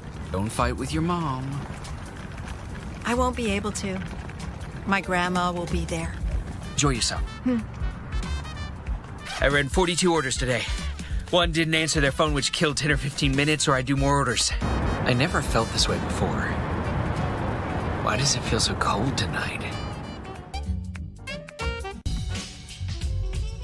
Making declarations and proclamations over your children, and you did that while they were in the womb. So what is it like now that he's grown? He's an amazing prophet, teacher, writer, watching the fruit of those prayers in your sons. If we knew we didn't have money for food for tomorrow, we would fast and pray someone would share a meal with us. Sometimes I wondered, does God see us? When I looked into the mirror, I saw nobody. It was just an empty soul. I couldn't see a reflection of myself. Go to a steak. Steak iko wapi? This is what? Una nyama. Yeah? Una nyama? Hiyo ni ngozi na mfupa peke yake, hakuna nyama kidogo tu. Kuna ya jana, wacha nikuangalilie. Mchuzi ndio wa jana. Mchuzi ndio wa jana, si itakuja jana tatizo. Lakini wapi mwanangu?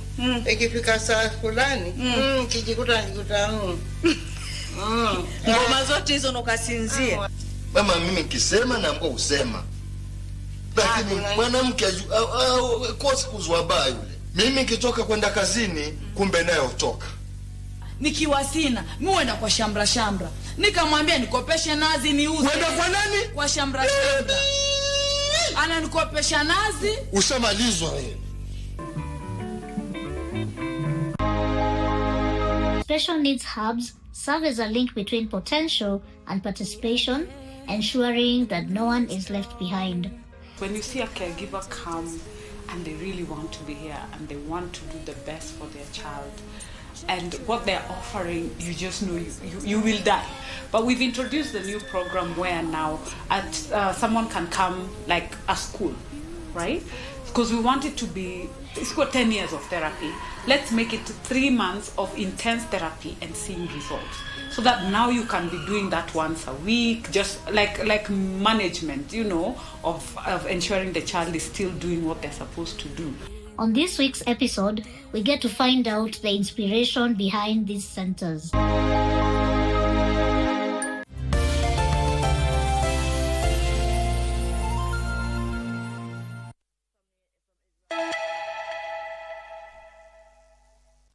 Welcome back to Good Morning Kenya. You're watching KBC Channel 1. My name is Mike Migwe. Now we talk matters on digital entrepreneurship. Given the question we are asking today, is it sustainable or just a glorified hustle economy with no safety net? Now, you know, we are living in a world that has changed in terms of how people work and earn, and maybe even post-pandemic, it's something that has changed. Now we are seeing more people working online. Freelance platforms are there. E-commerce stores have come up, and also content creation is one of the things that has become rampant today. So has digital entrepreneurship become the go-to platform or pathway, especially for young people in terms of becoming financially stable and having that financial freedom? That is what we are exploring today with Aisha Karaoke Ali, who is from the South Sea business community. Welcome to Good Morning Kenya. Thank you so much. How are you doing this morning? I'm good, alhamdulillah. And also Abdirashid Biliki Hassan, who is also a community leader. Karibu sana. Thank you so much. Unaendelea vizuri? Nashukuru kabisa. Let's get into the conversation. When you look at, and we are going to start with the obvious, when you look at digital entrepreneurship, is it sustainable? I'll start with you, Hassan. Okay. Yes. Thank you so much for having me. Karibu sana. Digital entrepreneurship is sustainable if taken on the right path.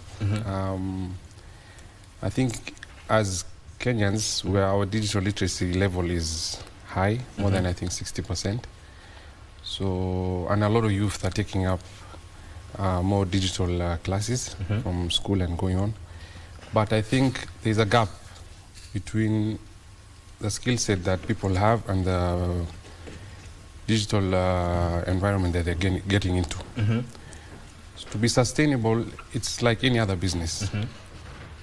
You need, first of all, an idea, then planning, and how you're going to sustain it for the targeted time you need. Maybe it's a project that will take you a few months, a few years. So sustainability really depends on the goal and the target that someone comes into the digital literacy environment with. So I think for some people it's sustainable, for some I can say not yet. But not yet. Not yet. There's still gaps. Yes, there's still gaps. We shall come back to that. Yeah.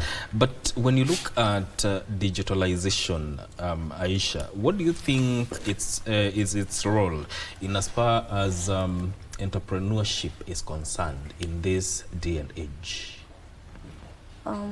What I can say is that digitalization has made it easier for, you know, anyone to start, and you don't need a physical shop. You don't really need a physical shop. You just need like a social media page. You can just open, sell your clothes, sell your anything, even for the mom and bloggers, even with the people who are small businesses. Yes. And you know, unemployment and underemployment is something that is affecting millions. Yeah.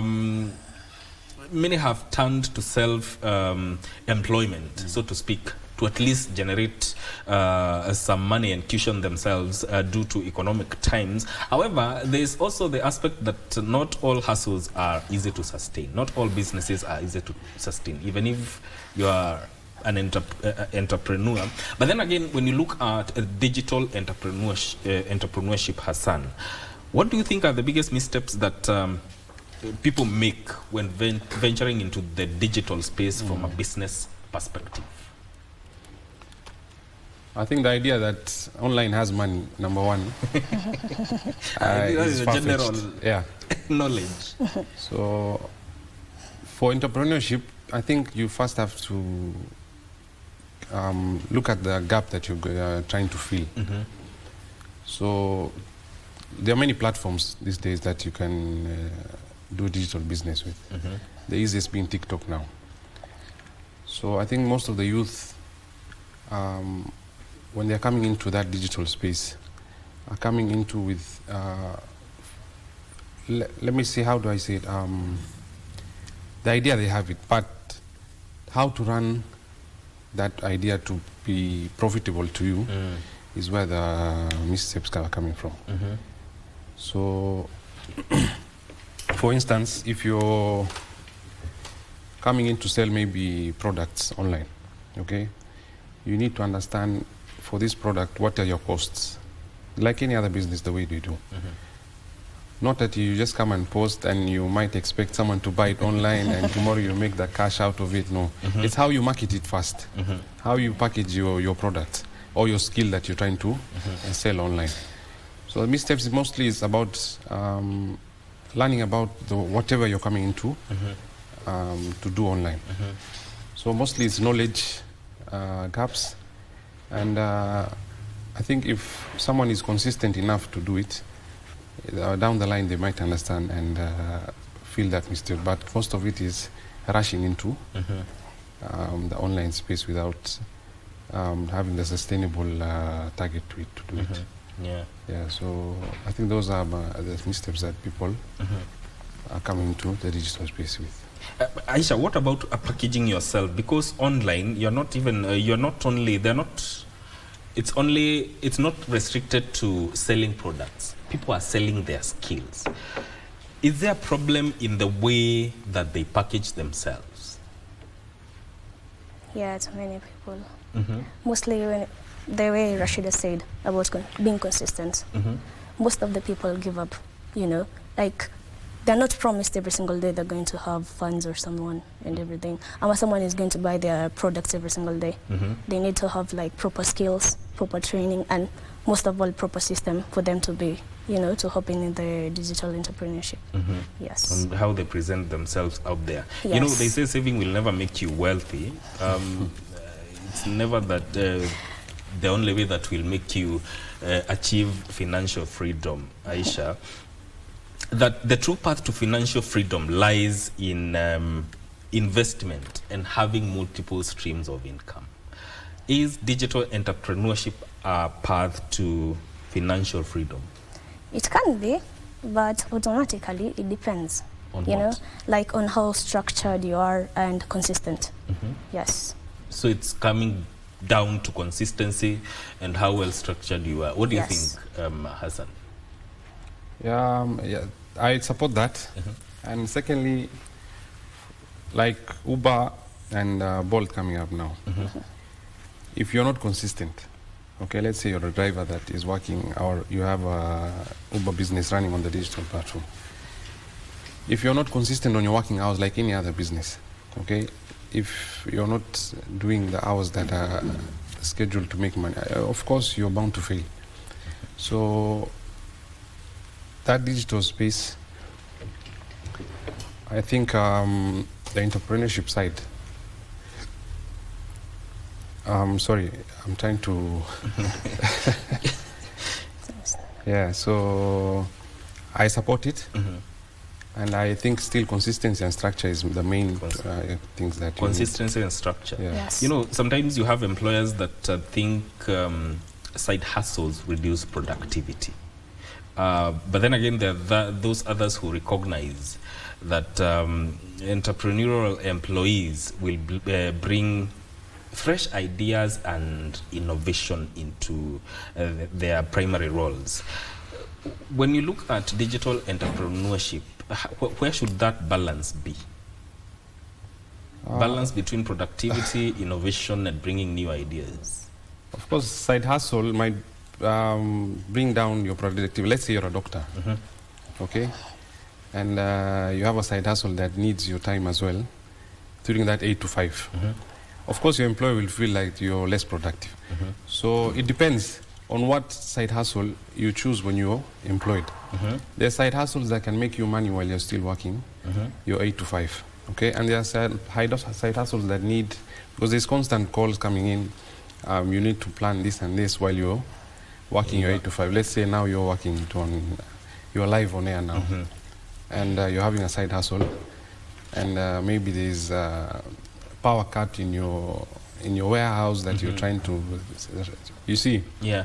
So it's a balance that I think someone needs to find before he ventures into how can this work for me if I'm doing 8 to 5. How will I sustain this side hustle that is working digitally, and not disadvantage my main job now as your 8 to 5. So the balance mainly depends on the individual and what he's trying to achieve on. Yeah. There are side hustles that might make more money than your 8 to 5, you know, and you might find ways of maneuvering while you're doing that. And there are side hustles that need your 100%, your 8 to 5 need 100% concentration and focus, and there's no way you could digitally do a side hustle with it. So it still depends on the individual and how they plan themselves out on working on it. So the good thing about the digital entrepreneurship is you make your own path. It's not designed to tell you certain parameters as followed, or you have to come in at this time, or there's a location you have to be in at that time. So it's still a balance bit of that individual and how they really plan themselves. It's about planning yourself and knowing what works for you. Because exactly. it's not a one fits all. Because what works for you is you should know. Of course, the same way I told you, if someone says online makes money, it depends on which side of online are you making money from. But then, Aisha, when you look at that aspect of there's money online, is there a certain perception that, especially the young people have when it comes to online work and digital entrepreneurship? Is it that they think online has money and once you get in there you want to make instant money, or they don't trust? Is it a case of trusting the process? Yeah, I can say that it's a case of trusting the process, because you cannot just wake up a day and then, of course, yes, many people right now, maybe investing their time in their side hustles, maybe posting their jobs online and all that. But I feel like, yes, it's trusting the process, because you have to post, market your business and all that, people to see your business, then from there, now everything is going to be right. Yeah. People are going to see your page, people are going to buy your products, and at least you'll have to, you'll have some things in your pockets and everything. At the same time, you can focus on your main job. Yes. And from where is it, and when you look at digital entrepreneurship genuinely, is it creating scalable businesses, or there is some sort of overstating of its transformative power? Is it powerful enough to create scalable businesses? I can say not everyone is scaling. Like, many are still managing, to maintain. They're still managing to maintain their daily income. Yes.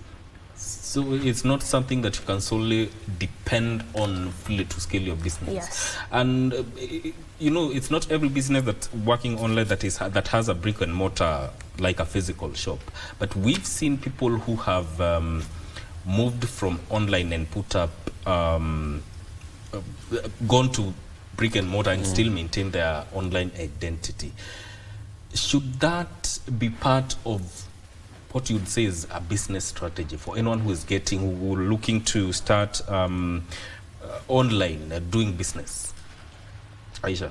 I can say many are joining, but only a few are transitioning, you get. To real wealth, I feel like most are still in survival stage. Survival stage? Yes. Why is that? You know, they've not yet grown.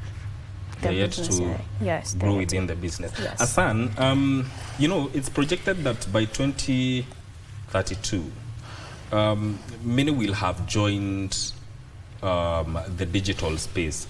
There's rapid growth. It's projected that around 2032 there'll be an increase in growth in terms of amounting to $1.8 trillion dollars by 2032.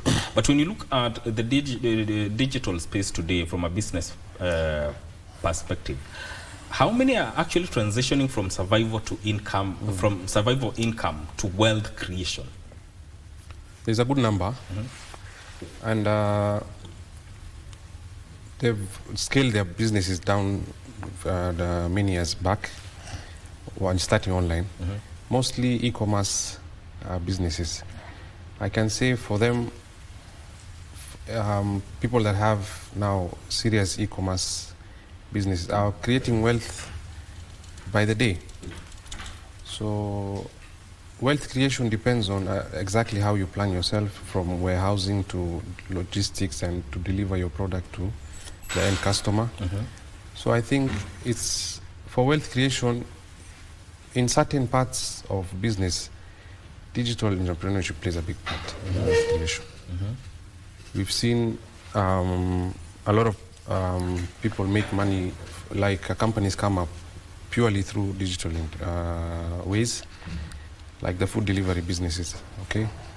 So wealth creation depends on the gap of that market that you are, and how you scale going forward.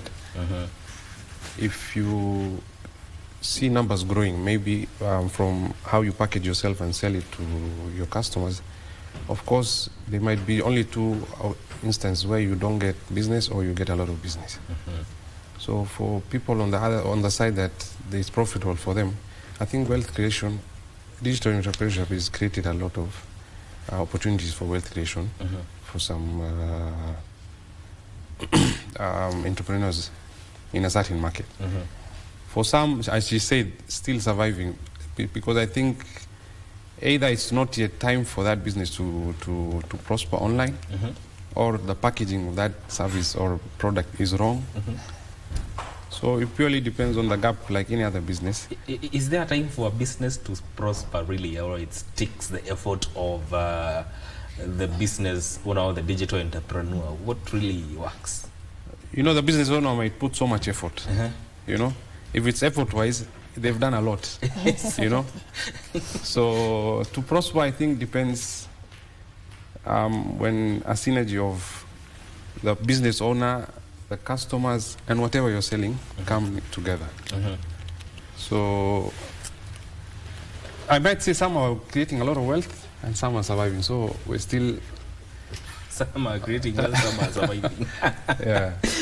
Aisha, you know, yes, these days you're hearing young people say they are their own boss.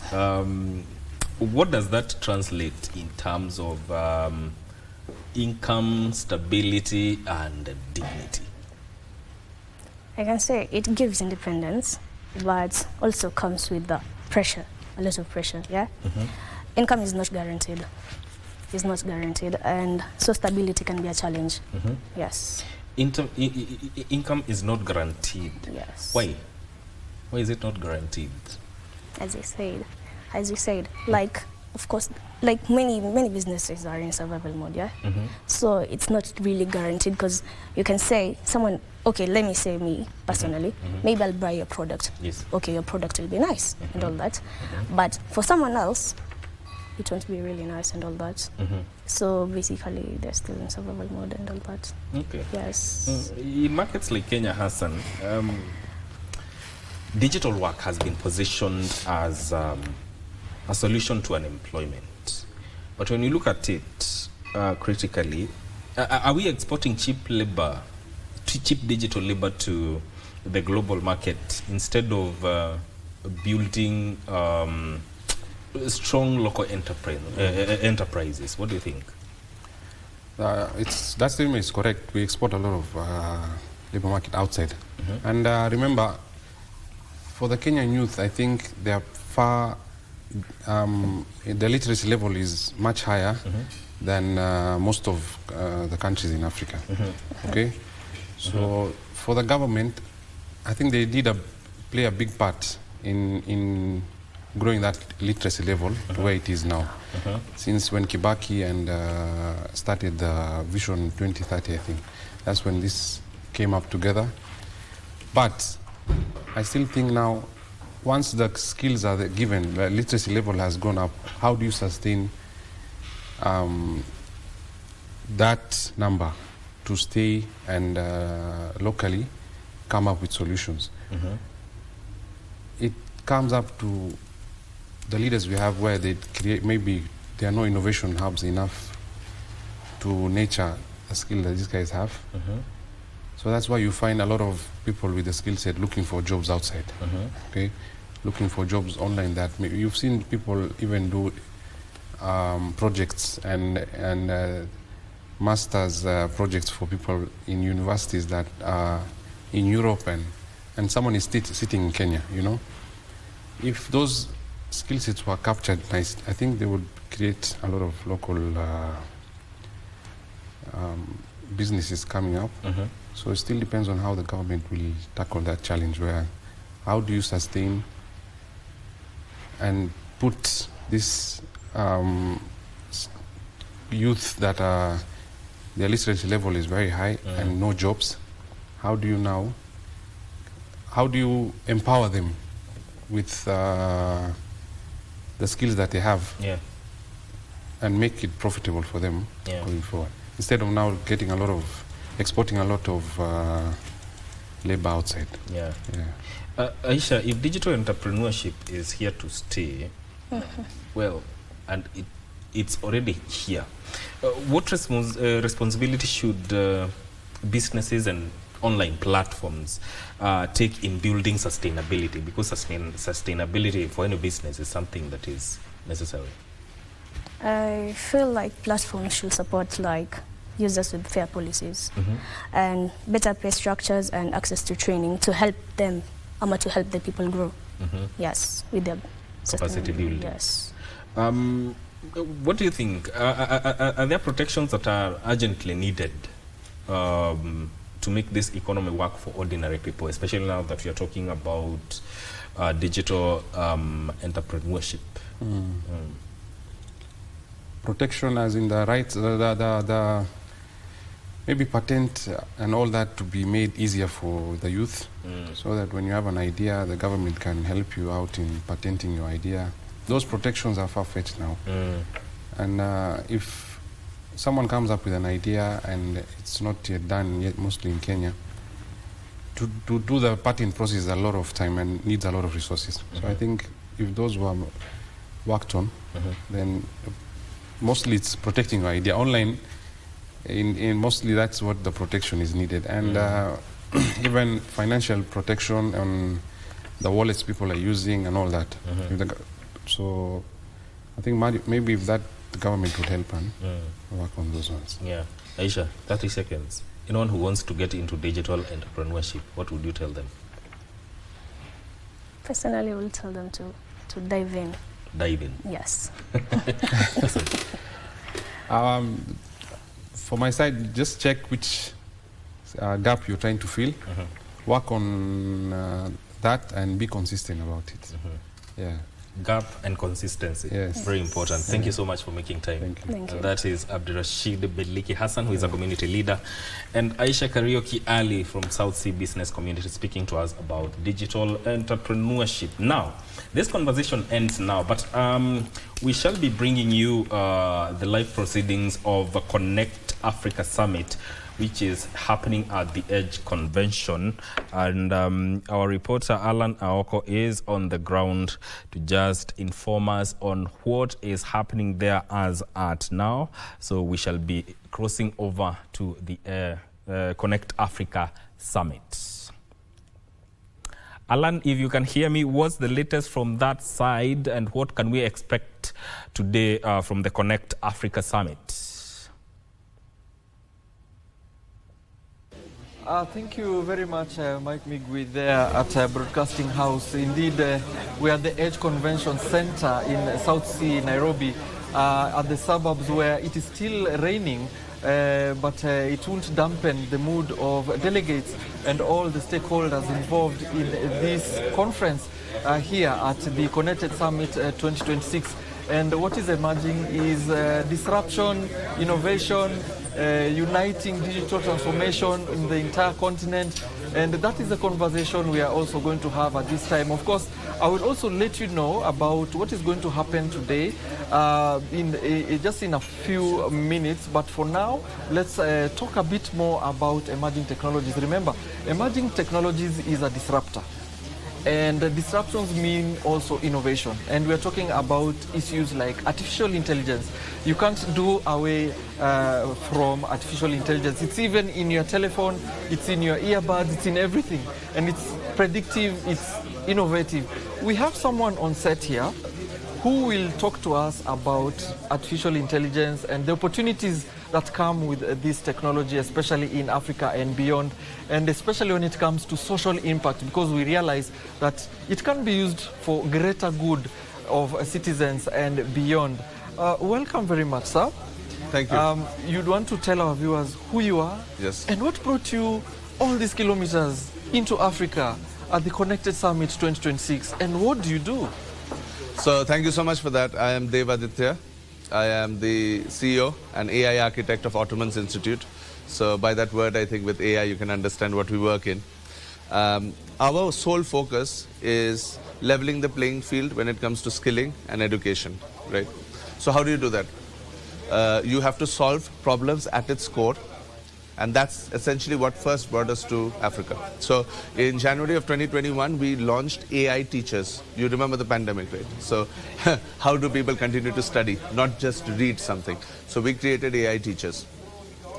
Then we couldn't reach Africa, especially in the remotest corners, because there was a big blockage, which we solved last year. And that was, we took our entire AI and we made it offline. So what brought me to Africa is to solve this skills gap, right? Is to go to the most last mile of places to provide the support that is absolutely needed there. And every time I go there, by the way, there are 300 people, 400 people waiting in tents to talk. You know, that's the amount of hunger that you have there, right? And it's solving these problems like taking AI offline that I think is exciting also about this conference. And this is just the beginning. In the last 6 weeks, I've been in Kenya already 3 times. That's how much the people of Kenya are loving us. And I'm very much looking forward to project this further and further and further from this conference, also as a springboard. Mm-hmm. That's very interesting. You're using this as Kenya as a springboard. As you can see, the theme of this year's conference is uniting Africa's innovation for an inclusive digital market. Of course, there are many players in this field. Some would say it's starting to become a bit competitive. But specifically for you, why this conference at this time? What are some of these opportunities someone in emerging technologies can have to tell our viewers exactly why Ottomans Institute can be interested in this conference at this time? So let me start with this question, right, about this many players coming into this space. I almost want to ask you a question. You don't need to answer me, but have you heard of anybody going offline and full AI, right? I don't think in our place there is too many people, because it's a hard problem to solve. Everybody wants to get into commercials, get into whatever they have to. In the slightly easier space, that's where they're competing. We want to solve a problem. That's why we are actually working so much harder to get to places where other people normally ignore, okay? It's not about this conference. I think Kenya's culture is that of a springboard. We work in Sierra Leone, we work in Nigeria, we work in South Africa, Burundi, Sao Tome and Principe. We've got a mix of the smallest to the largest, right?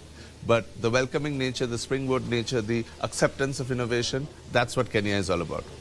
Why this conference? Well, it is an ICT conference. Plus, we are partners with ICTA, ICT Authority already. We have had a tremendous amount of support from the ICT Ministry, from the UK government here, from local partners as well, like ICTANet, Kilimo Hakika, etc. And this ecosystem is just growing, right? And that excites me. And to be honest, in the last 2 days, I think I'm already going to be walking out with 5 or 6 more partners. That's interesting. Partnerships, of course, is something that many stakeholders here are looking for, from the private to the public sector. And we are seeing you are entering with the springboard of social impact. What, however, are the opportunities that you can see, even from a SME kind of standpoint? Remember, maybe if you are not aware, Kenya has a lot of SMEs, and 80% of employment comes from those SMEs. What kind of partnerships and opportunities can you have with even a locally based SME in this space? We have a lot of innovators in that space as well. Have you seen any of them in this meeting? It's easy to answer. So, firstly, let's set the playing field right, all right? We were an SME, 4-5 years back as well, right? The opportunity, the catalyst that comes into play here is AI. That's also the first thing we teach our people, right? We have the fastest growing AI literacy program, digitally delivered in Kenya.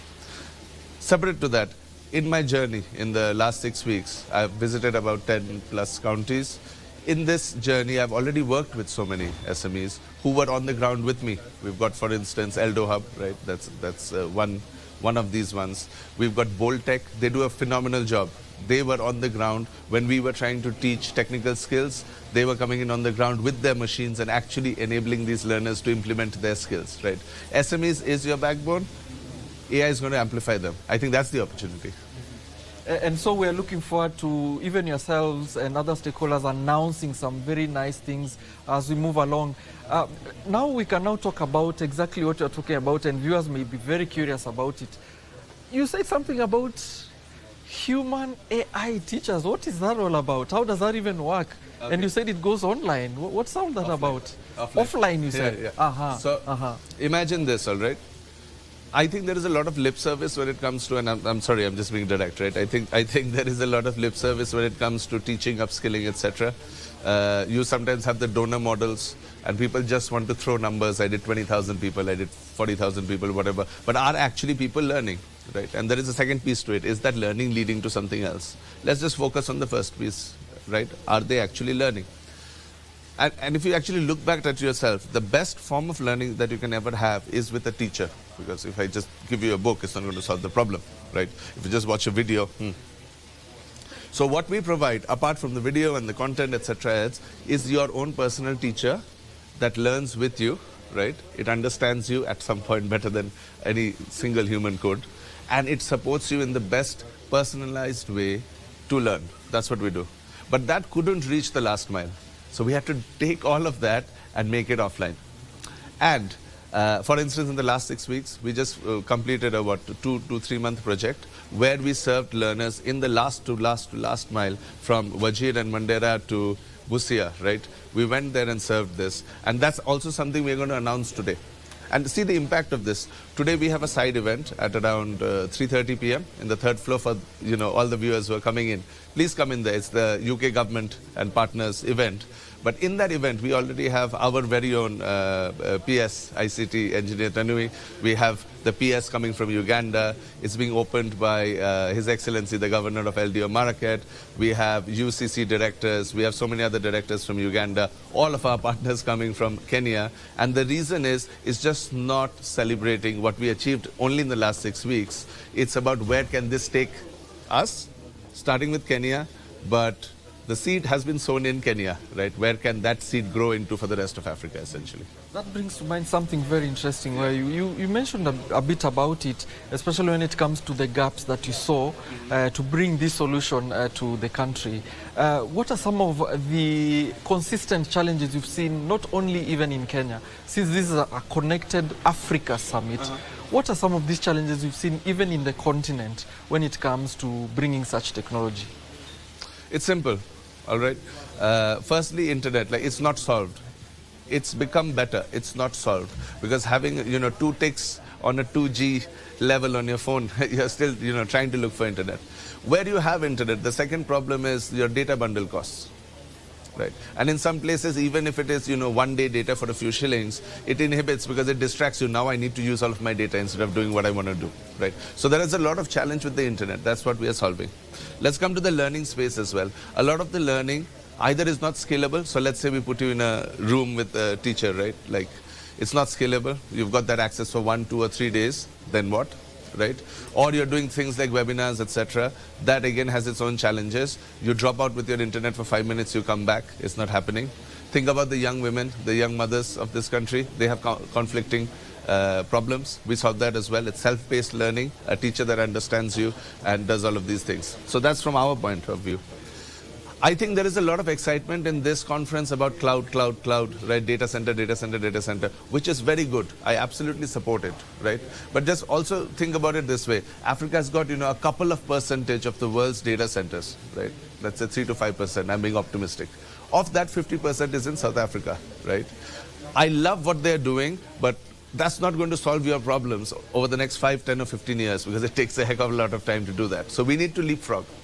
And that brings me back to Kenya again. Kenya is the country of leapfrogging in Africa, right? Like, banking couldn't solve your problem, M-Pesa did, right? So again, all of these things are sort of joining up together in Connected Africa Conference, and I'm seeing it happen every day in front of me. Leapfrogging, yes, and you're right. So we're still the pinnacle of excellence when it comes to leapfrogging, especially how mobile money was able to solve a social impact issue and a financial inclusion issue at the same time. So I'm very curious.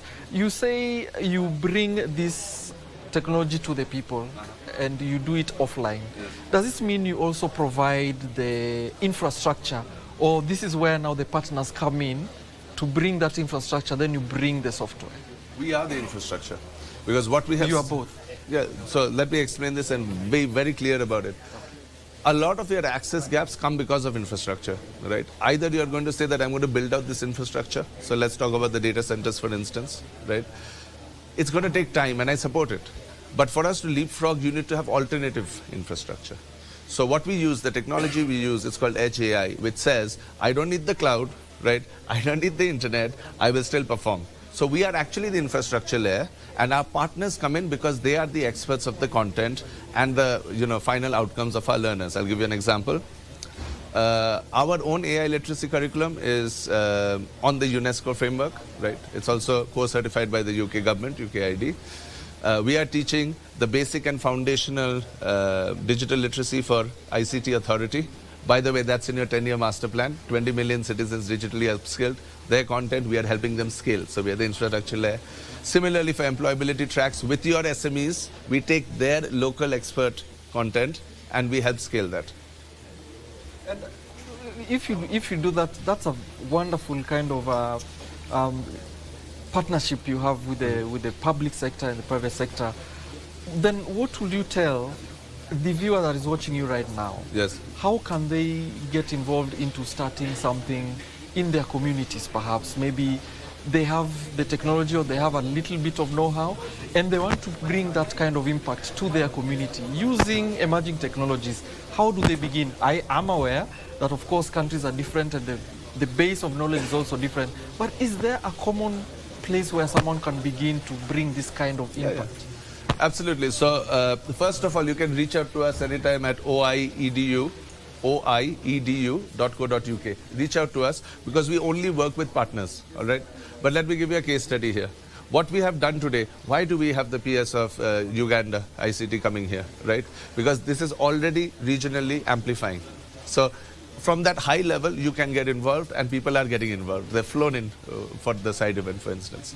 But let me give you another example, which will show you how small you can be and still take part in it, right? So you remember in Kigali last year, you had the African Declaration of AI. Yes. And there was this call of 10% of the population needs to be AI literate. But there was no framework in place, there was no content in place, there was no system in place, right? So we said, let us come in and try and help. So in August, we said, with a bold target, 25,000 Kenyans, we are going to, from the marginalized communities, give them through our system AI literacy, right? Within 6 weeks of that, we had 180,000 signups, right? But how? Through 40 plus NGOs, and CBOs, no matter how small you are or how big you are. You reach out to us, we're going to work with you. You've got 10, 300, 1,000 learners. Our job is to help them. So please feel free to reach out. You've talked about reaching out and the infrastructure. You've also talked about how it's impacting the people on the ground. But tell us more about the numbers now and the demand. The numbers will inform the demand, or the demand informs the numbers, whichever. When you started this, how did it start? What was the numbers then and what's the numbers now? And what is the demand telling you about those numbers? Yes. You started with 25,000, if I'm not wrong? That was the initial target. That was the initial target. Yes. Okay. We then crossed 180,000 signups. It crossed 200,000 signups. And I'm telling you right now on national TV, those are vanity numbers. Okay. Because that's exactly what we are fighting now. So what we have learned from there is it's not about those numbers, although we are in the similar number range, but it's about actually being able to pinpoint and say that every minute of learning is a learning, right? So that's also what we have embedded in our system. So when we're talking to the UK government, when we're talking to the ICT authority, etc., they're saying this is the only system that can show us that a learner is actually learning. That's the actual achievement that we've done. But from a number standpoint, we've got similar numbers that I just told you about, but we already have a footfall in 24 countries in the world, right? And sorry, before you continue, where is the back end of this system? Is it at Ottomans, or is it at the ICT authority? Or? Okay, so the back end of the system, we only work with partners. Wherever the partner wants it to be, it can be. But by design, this is again, I think, a very important aspect that in this wave of cloud people are not talking about. But they're talking about trust and sovereignty, right? These are the words of this conference. When you go offline, your data using Edge AI technology is processed on your phone. That means the data is where you are standing, which means your data is on your soil, right? So from that argument, it's as sovereign as it can be, and that back-end database is always on your soil. That's interesting. I'm also still a bit more curious about that. Maybe if you can get into detail about, especially for, if I can be a devil's advocate, yes, for those people who are very critical of artificial intelligence and saying, artificial intelligence is coming to take my job. Yes. Now, if you deploy this technology, then I'm out of the job. What are you telling these people? What would you tell them? I'll start by giving them an exercise, right? You should also do it. After this show, right? Just open your Google and type mathematical lecturers and teachers protesting the calculator in 1988. And you'll see them marching across even places like the UK, etc., doing that. Did the calculator take jobs away? They did not. Right? They did not. Jobs change. So there is a worry. But I think actually the worry is about with people who are currently in service, because things will change. They will need to reskill. For the youth, I think it's the biggest opportunity of our generation, period. That's end of story. Right? Jump on this bandwagon. You are, Gen Z right now. You are the youth right now, and that's for the whole continent, youngest continent in the world, right? That's your opportunity, actually. Well, we are still talking to Dev Aditya, and he's from Ottomans Institute. He's the CEO there. But we want to give him an opportunity to give us his call to action, because this is a conversation that is very interesting. I can't believe time is winding up so quickly, but we are giving you an opportunity. What is your call to action about emerging technologies in this space, and what should people watch out to? Okay, see, even we were a bit early in the AI space, right, in this modern AI space, because it actually kicked off from 2021, 2022. So the point is, today it's 10 times more easier than starting an AI company in 2020. So try your luck. It's much cheaper to do that. Secondly, learn AI, because one of the things is AI won't replace you first, if at all it happens. It's the person who knows AI that will replace you, right? This is the famous words of Jensen Huang from NVIDIA. And the third one is reach out to us, right? If you are an NGO, CBO, any kind of organization, big, small, if you have somebody to support, just reach out to us, Ottomans Institute, oiedu.co.uk, and we are there to help.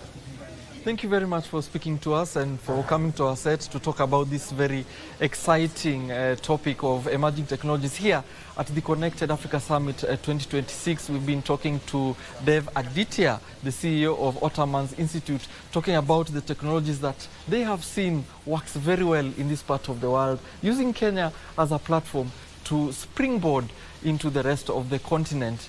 We'll still be here with you at the Connected Summit 2026 in consequent timelines. But for now, I'd like to hand back over to Broadcasting House so that you enjoy the rest of your viewing. But from us here at the Connected Summit, we'll still be with you. My name is Alan Aoko. Do enjoy the rest of your viewing at this time.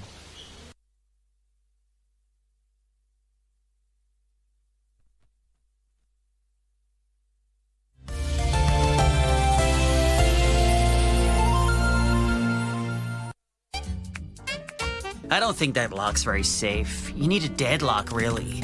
I work on work days, rest on rest days, eat when I'm hungry, sleep when I'm tired. Why do I need all that planning? Don't forget to call home often. I got it. Don't fight with your mom. I won't be able to. My grandma will be there. Enjoy yourself. I ran 42 orders today. One didn't answer their phone, which killed 10 or 15 minutes, or I do more orders. I never felt this way before. Why does it feel so cold tonight? Go to steak. Steak iko wapi? This is what? Una nyama. Yeah? Una nyama? Hiyo ni ngozi na mfupa. Peke yake hakuna nyama kidogo tu. Kuna ya jana, wacha nikuangalilie. Mchuzi ndio wa jana, mchuzi ndio wa jana, si itakuwaje ya jana tatizo. Lakini wapi mwanangu? Ikifika saa fulani, kijikuta ngoma zote hizo nukasinzia. Mama, mimi nikisema na mbona usema. Lakini mwanamke kosi kuzwaba yule. Mimi nikitoka kwenda kazini, kumbe nayo utoka. Nikiwa sina, muenda kwa shambra. Nikamwambia nikopeshe nazi niuze. Wenda kwa nani? Kwa shambra. Ana nikopesha nazi. Ushamalizwa wewe. Je, wewe ni mpenda soka? Na je, wajua kuwa KBC mwenzio wako wa dhati michezoni anakujali? Ndio maana KBC Channel 1 hukuletea taarifa na uchanganuzi wa soka. CAF ndio wamechukua usukani humu nchini, barani Afrika na ugaibuni, ikiwemo EPL, Serie A, Bundesliga na ligi zingine. Mashabiki pia hutuzwa kwa kujibu maswali kuhusiana na soka. Swali letu la leo. Haya yote ni kwenye kipindi cha Dunda Dunda kwenye KBC Channel 1 kila Ijumaa kuanzia saa 5 asubuhi hadi saa 6:30 mchana. Nawahimiza Wakenya waendelee watch Dunda Dunda show. KBC, wenzio wa dhati michezoni.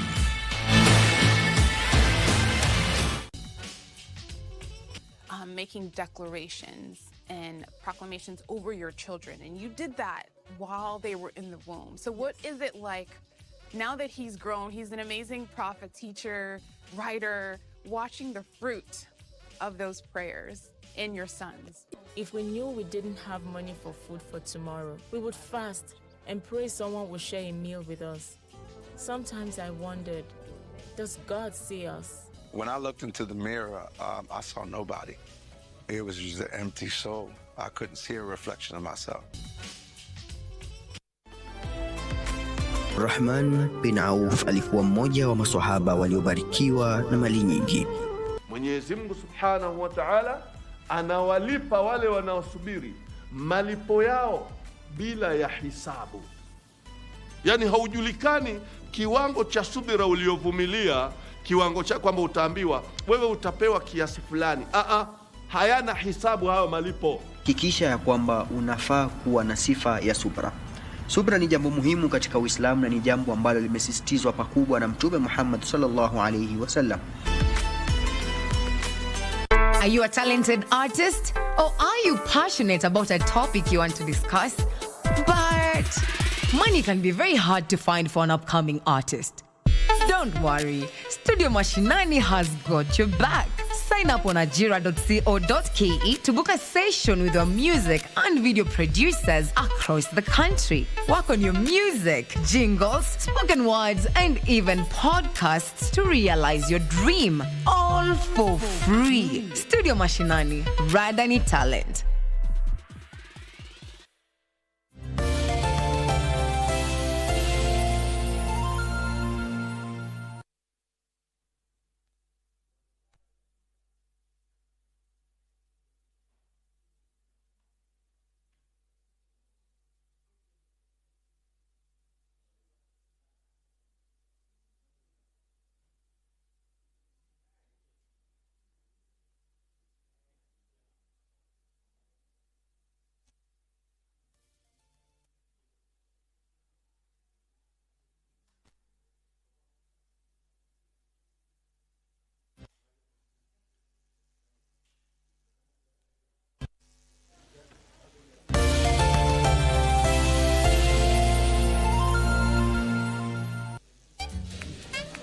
I don't think that lock's very safe. Mic check, mic you need check. a deadlock, Mic really. check, mic I check. work on work days, rest on rest days, eat when I'm hungry, sleep when I'm tired. Why do I need all that planning? Don't forget to call home often. I got it. Don't fight with your mom. I won't be able to. My grandma will be there. Enjoy yourself. I ran 42 orders today. One didn't answer their phone, which killed 10 or 15 minutes, or I do more orders. I never felt this way before. Why does it feel so cold tonight?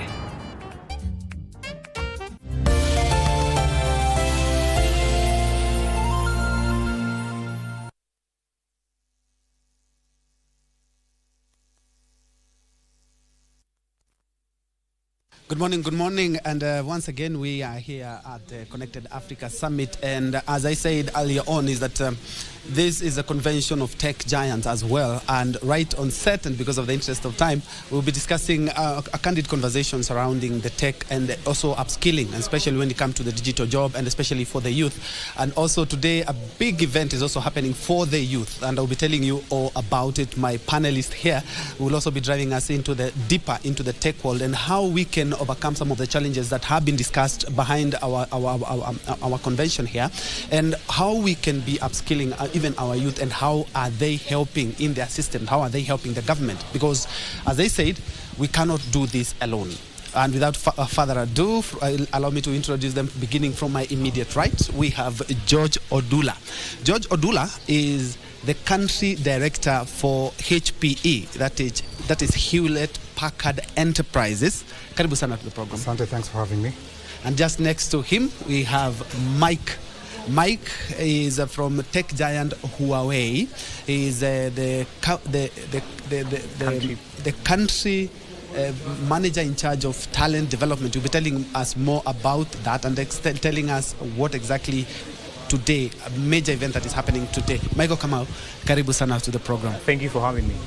Allow me to begin from where you sit. Why did Huawei, a tech giant in the world, decide to invest so heavily when it comes to this convention, and what are some of your take homes? Thank you and good morning. So from Huawei's perspective, we have, of course, we are a global ICT company.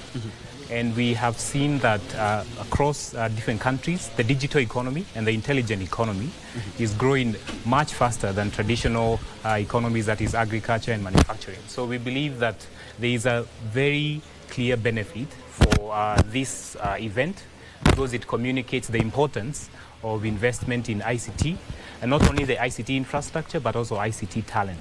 So there is also clear data that shows that access to internet for the wider population, access to digital skills, really improves the quality of life for the population, the general population. So as Huawei, we believe this is not only a one-day partnership event. Actually, Huawei has partnered with the Ministry of ICT since the early onset of Connected Summit.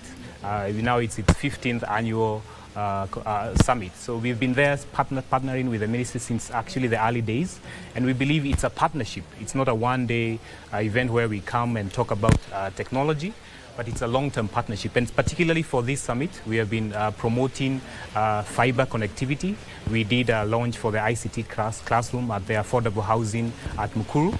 So we unveiled a digital classroom there that will serve the community in that national project. And we also announced with our partner, Safaricom and other ISPs, one of the cheapest fiber internet rate at around 800 Kenya shillings for the population that is going to be living at Mukuru. So access to internet, we believe, is at the core of some of the work and helping the country and the ministry provide this technology to the citizens. We will also be talking about digital skills and what the role that AI plays in such summits, and also the role that Huawei is contributing to these efforts. George, HPE is also a tech giant, and you've also invested heavily into the summit. Maybe you can also tell us exactly why you decided to also invest heavily in this, and what exactly are you doing into the digital space? We have heard from different speakers that there are a number of challenges which we need to work together, PPPs, the youth upskilling, a number of things have we do. As a company operating here in Kenya, why did you decide to invest so heavily and what are some of the take-homes? Okay, thank you very much for that question. So HPE, just to put some context to it, has been around for some 90 odd years. We started off in Silicon Valley back in the day through two gentlemen who came together. And 95 years down the road, we're actually still in business. We are primarily focusing on what we call the platform. That is the infrastructure platform. So we've developed the platform in terms of supplying a data center equipment to the markets that we operate in.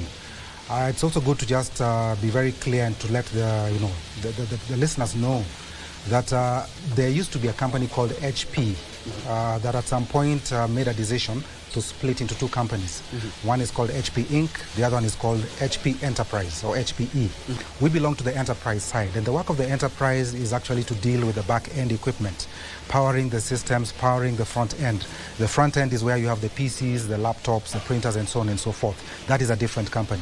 So in the context that we are sitting in Kenya today, our work is to enable organizations to actually transform themselves and realize their dreams through the usage of ICT by getting systems that are reliable, systems that are sustainable. We're talking about green economies and green IT.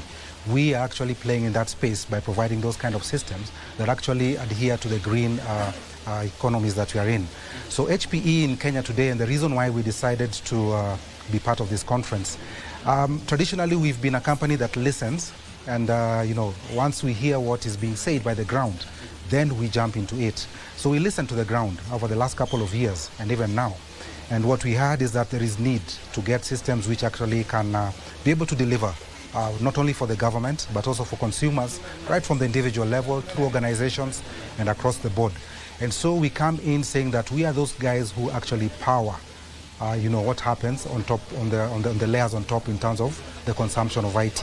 We give you systems, like I said, which you can actually use, which are reliable, systems which actually are dependable, and systems that actually can be able to do the work that is in front of us. I've had some conversations in the last couple of days right here in the conference, and I like the bold statements being made by cabinet secretaries and ministers from different countries in Africa. And they're committing themselves to be able to go back to the policy and framework documents that have been written over the years but never really actualized. And we told them, that's the right way to look at it, and we are here to support you in that. So we are telling them that we are open to have those conversations with you, even as we are subject matter experts, to bring in our expertise into how you develop those things and even the execution of it. And that is where we are going to play very strongly in the coming while ahead. And of course, the government has an ambitious program to, have incubation hubs, to have digital hubs in all the counties and all the wards as well. But you'll be telling us how you're partnering with government, because, as we said, this is a partnership. Mike, let me say the youth, and Africa has the bragging rights when it comes to the youth. And I remember one of the speakers here the day before yesterday, on Monday, actually saying that we really need to tap into the youth potential because Africa has it. And as Huawei, you are also partnering with the youth. Today, there's something that's going to be happening here where we will be showcasing some of the young men and women who have done the country proud in exhibitions, not only exhibition in trade fairs, in competition in China, but the right guy to tell us all about what you guys are doing to tap into the youth as Huawei. Actually, you are right. Kenya has a lot of potential. I'm Kenyan, so I know the challenges that youth are facing, and we are met with facts that are presented to us, and our role as Huawei, we believe we should play a bigger contribution to be more responsible in the countries that we operate in. So as you know, Huawei operates in over 190 countries and territories across the world. So what can we do to these societies, to these young people? One of our biggest investment and programs has been Huawei ICT Academy. And globally, Huawei has partnered with over 2,000 universities across our countries that we operate in different regions. And in particular in Kenya, we have MOUs with over 60 institutions of higher learning and also TVET. And we believe this direct partnership between the industry, as us as Huawei, and also the institutions of higher learning will allow the young people, the students at the university and higher education level, to understand clearly what we as industry require. So we clearly, you know that academic programs are not enough, especially for the fast-paced ICT industry. There needs to be something more. So we've crafted programs that allow three things to happen. The first thing is what we call talent cultivation, or what we are calling, for the purposes of this event, ICT talent cultivation. This is our first initiative. So we've designed programs such as the Huawei ICT Global Competition, that and the ICT Academy, that cultivates talent directly at the institutions of learning. So we provide our Huawei technology skills, technology transfer directly to the institutions that we are working with. And then the second step is what we call talent identification. So once we cultivate this huge thousands, hundreds of thousands of people learning the skills, learning the technology, how do we identify the top, or those who have showing great potential? So our ICT competition falls clearly and solely to solve this issue of identifying talent. So in the region, Sub-Saharan Southern Africa region, where Huawei operates in 25 countries, we had 25,000 entries into this year's ICT competition. Out of these 25,000, in Kenya was about 3,000 from 40 institutions. And we then went on to select through series of tests, online exams, lab exams, comprehensive learning, e-learning, and we are now down to 17 teams, students from different countries who will go to China for a global final. So these are already the biggest, brightest that have gone through the program. The final step is talent absorption. So we are not here just to train and leave. So we believe in what we call the talent closed loop, so that we train and also absorb them into the industry. So 100% of those who qualify for the global final through our program are absorbed either at Huawei, through our graduate program, and also at our partners and customers. They also require these highly skilled, capable engineers who can deploy our solutions, maintain solutions in the ICT industry. And this, we believe, will catalyze the growth of the ICT industry. And because talent is one of the things we cannot ignore in terms of digitalization and the digital economy. So this has been our contribution thus far. Today we will be awarding Kenyan students who will go to China, fully sponsored by Huawei, to participate in the global ICT competition. There will be over 400 students from 80 countries, and Kenya will be one of them in June. And Kenya did very well in the last year's edition. You'll be telling us more about that, and what exactly are you doing after that to ensure that we are not just leaving them so skilled, they can also be in the Silicon Savannah, they can also be helping out government, because government has said, indeed, we need this partnership. Talking about partnership, George, as an institution and also as a tech giant, we have seen some of the work that you are doing in collaborating with the government. And we want these collaborations, maybe you can touch on maybe on internet, on AI, that you are collaborating with government, because now you are a different entity from what we knew you as. What are some of these solutions that you are also helping out in the government as the private sector? Okay, thank you very much for that question. So the first thing I would say is that yes, we are doing a lot with government, and we've done a lot over the years. With various government departments, and we are in that space. But for the purposes of this conversation, I want to narrow it back to the government digitization program that is currently ongoing. I think from where we sit, the most important thing is to have the right foundation in whatever it is you're doing. If you're trying to build an ecosystem that is going to work well, do you have the right foundation? By that I mean, do you have the right solutions in place? Do you have the right people in place? My colleague here talked about capacity building, and we too actually subscribe to that. We are having conversations with government on how can we support them in terms of having subject matter expert conversations with their teams. Why so? Because we are a for-profit organization, and we've invested a lot in research development, in trainings. We continue developing that. We have all this behind us. What you're telling the government is, can we sit around a table and share some of this knowledge with yourselves so that you have the foundation built right. You have the designs and architectures that you want to deploy or build upon set in the right way. So we're opening that conversation up with the government, and we started talking about it, and we hope that is going to pick up in time. Besides that, of course, what are you building on top of it? Once you have the knowledge, what is it that you're putting on top?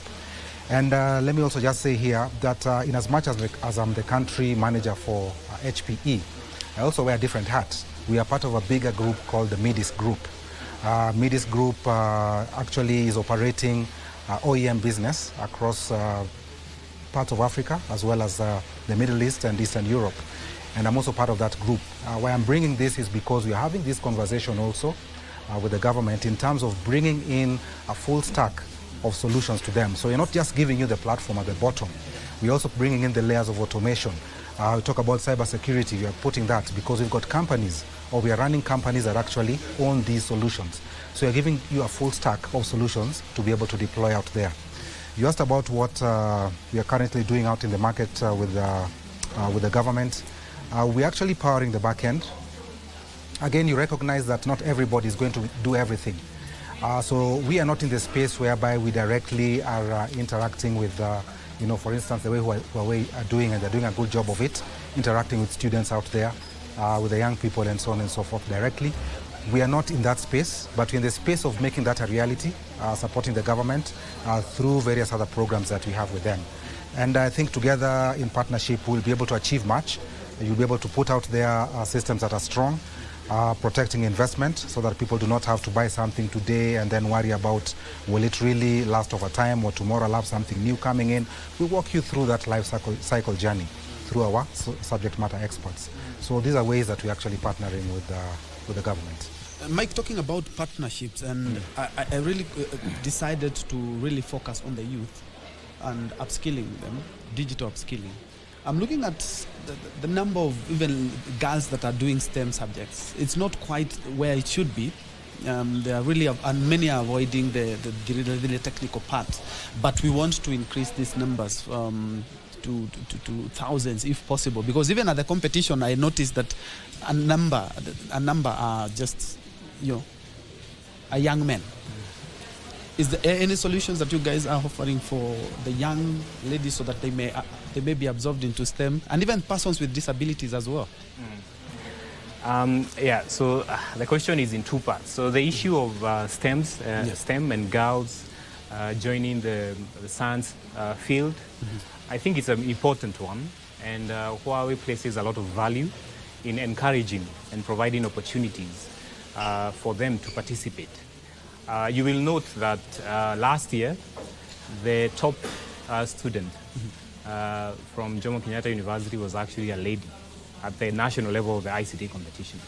So I believe they are capable, girls are equally capable, and for Huawei we also are partnering on what we call Women in Tech. And it's an important initiative that is designed to showcase the success stories, which is important for the girls to see that there are these engineers who are leading in the technology space. And we need to amplify these stories. For example, we have active Women in Tech chapter for Huawei Kenya. And we are seeing our engineers who are female going to encourage the young ladies at the university, at the high school level, encouraging them to join the computer science, engineering, these kind of fields, and showing that, yes, indeed, women have successful and can participate in it. So this is one. The other issue of persons living or with disability, actually for this one, we have a special program under the Kenya Institute of KISE. Is an institute here in Nairobi for special needs. And actually we have implemented the DigiSchool connectivity project. And this year we've only focused on the special needs schools. It's our third phase of DigiSchool, which provides internet connectivity to remote institutions, allowing them to connect to government fiber, that is the national optic fiber backbone. So the special needs project under our DigiSchool program provides smart teaching facilities. It also provides high-speed internet to these special needs schools. I think the number now is 13 across the country. And this is going to contribute in them interacting with this technology, interacting with assistive technology that we are working with other partners to develop, that is Kala and other development partners. And we believe this is a step towards ensuring that we have an inclusive society whereby technology is an equalizer for all. And this has been our efforts, and actually we are going to continue that program tomorrow, where we will be talking about how we are investing in person living with disabilities. George, how do we remove the barriers? Because a lot has been talked about in terms of the barriers hindering connectivity in Africa, and how can private companies like you come in, and how are you coming in? Okay, yeah, that's a good question. So talking about the barriers, again, this is a conversation which we know happens on an ongoing basis. And I think the challenge is where this is coming from is basically, yes, we talk about going all out and proliferating every sector, every area to the last person with ICT, yet we are still finding that there's a big percentage that still don't have, the power of ICT in their hands because of these barriers to getting the equipment and connectivity. I think one of the things that that the private sector can do, and companies like ours who are in manufacturing, is to work with the government to support in terms of the price of this equipment. You find that a lot of these IT systems are very expensive. So how can you make it a reality for people out there? And I think we can be able to come up with, special prices. These are conversations actually which are already happening.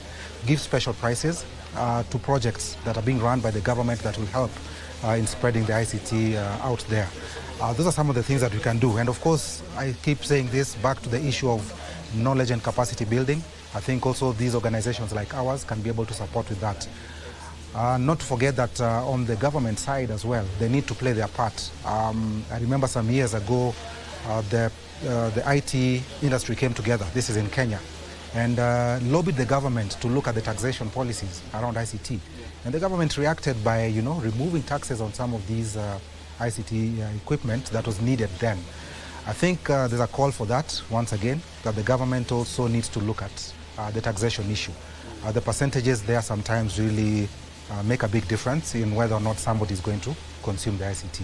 So those are just some of the ways I think barriers can be broken in getting IT out there.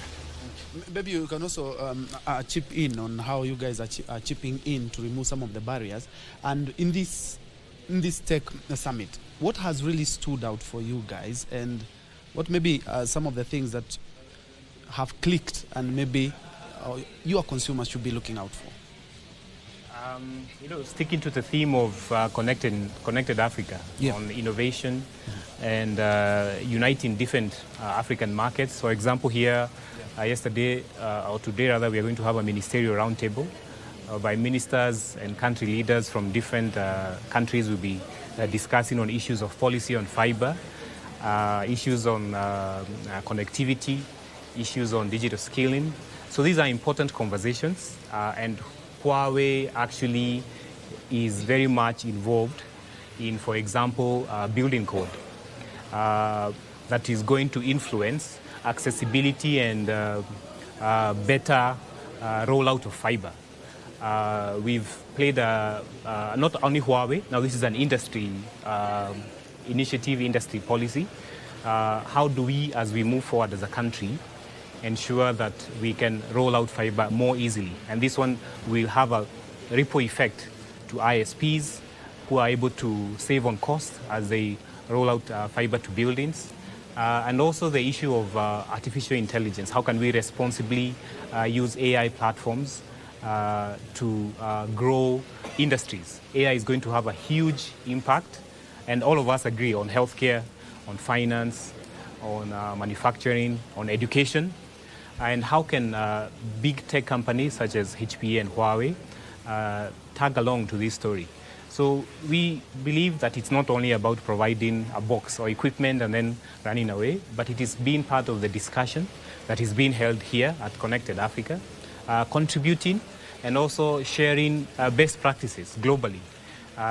We have seen roundtables where we have different providers from the ATU coming here, from Huawei, from different other global stakeholders, and they are contributing their voice to how they think this whole digital economy development can inclusively be organized by the government. So Huawei's role has been that of the industry. How can we develop and make the industry more mature to benefit the citizens of Kenya and of those of our other countries?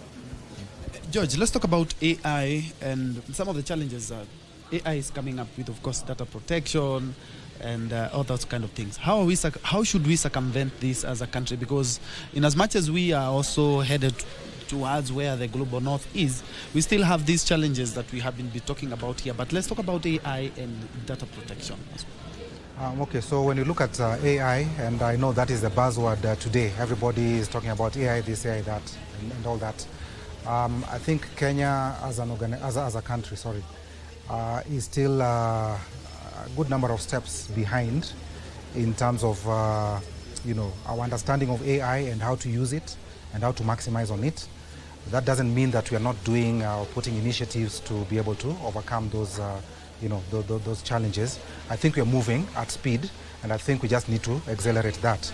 Now, companies like HPE, again, this is why we say that we need to collaborate and work together. We have world-class understanding and systems that can be adopted anywhere on the globe, and we can be able to help with having these, conversations with people in government, in organizations here. Some of the challenges we've seen around the country when we talk to people, many organizations are actually thinking of deploying AI in one form or shape or other. However, that it ends there. The conversation ends there because people, need to understand it deeper, need to understand it better. And what we are saying is that you have a friend in HPE, people who understand what AI is and how to go around navigating the challenges within AI to be able to make it a reality to you in the market. So it's an area which I think people can make use of, companies like ours, to be able to realize their AI ambitions. Mike, I would also want you to touch on AI. And of course the challenges that surround AI. Of course, it's adoption and also the challenges of privacy as well. What are exactly you guys doing to also protect solutions, and especially big companies, and also as we try to get deeper into the Kenyan market and the global market as well? I believe Kenya is doing relatively well. I think studies in terms of AI readiness in Africa, Kenya has been ranked 6th by an Oxford study. So my director informs me that we are running out of time. Maybe I give you the last in 10 seconds. Oh, to also close. To wrap that, yes. Yeah, so we are going to approach it both from an infrastructure perspective, making our system smarter to our everyday customers, both at the government level, the carrier level, and the enterprise level. So we need to deploy our solutions, making sure that they use AI for analytics, AI to solve simple and complex business challenges. Also, we are going to approach the issue of AI in terms of ensuring that we have digital readiness in terms of skills, which we are going to be talking about later at the Talent Summit on AI readiness, which will be at 3:30 p.m. today during the Connected Africa Summit. Like so I want to welcome the welcome. Tech mind, the best yes, in the world. Please welcome to the summit. Thank you. Unfortunately, we have run out of time. Apologies that we didn't have time to just wind up your thought. But I have been hosting two gentlemen from two tech giants. We had George from HPE, and also we had Michael Kamau from Tech Giant Huawei, just looking at the tech space, and especially when it comes to integration, and also the young men and women who are making the country proud. Kenya is one of the best when it comes to tech in the region, and we are also hoping that in the next couple of years we will also be muscling out with the global north. Thank you so much indeed for joining us on this live conversation. Of course, the conversation starts, and of course, as Micah said, that we are also rewarding the best of the best when it comes to Kenyan tech here at the summit. That will be in the afternoon, and also we like to see what else can we do as the young people. What are they doing? What exactly how can they be supported to clear the barriers that are there when it comes to this? Thank you so much. Back to you in studio.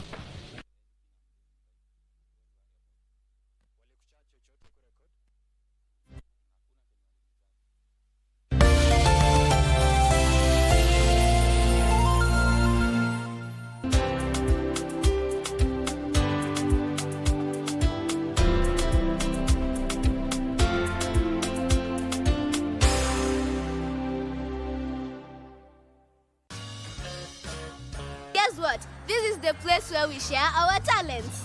Create amazing art, cook up yummy food, tell magical stories, sing, dance, and have lots of fun. We decided, let me join taekwondo because I've seen many people using those skills for self-defense. Kazi zetu tukipewa twasimamia wenyewe.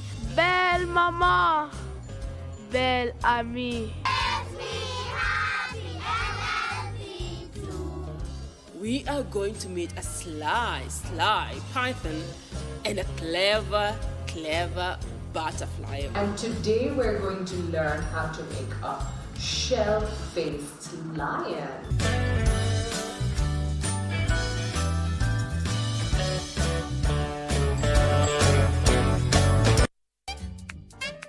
I don't think that lock's very safe. You need a deadlock, really.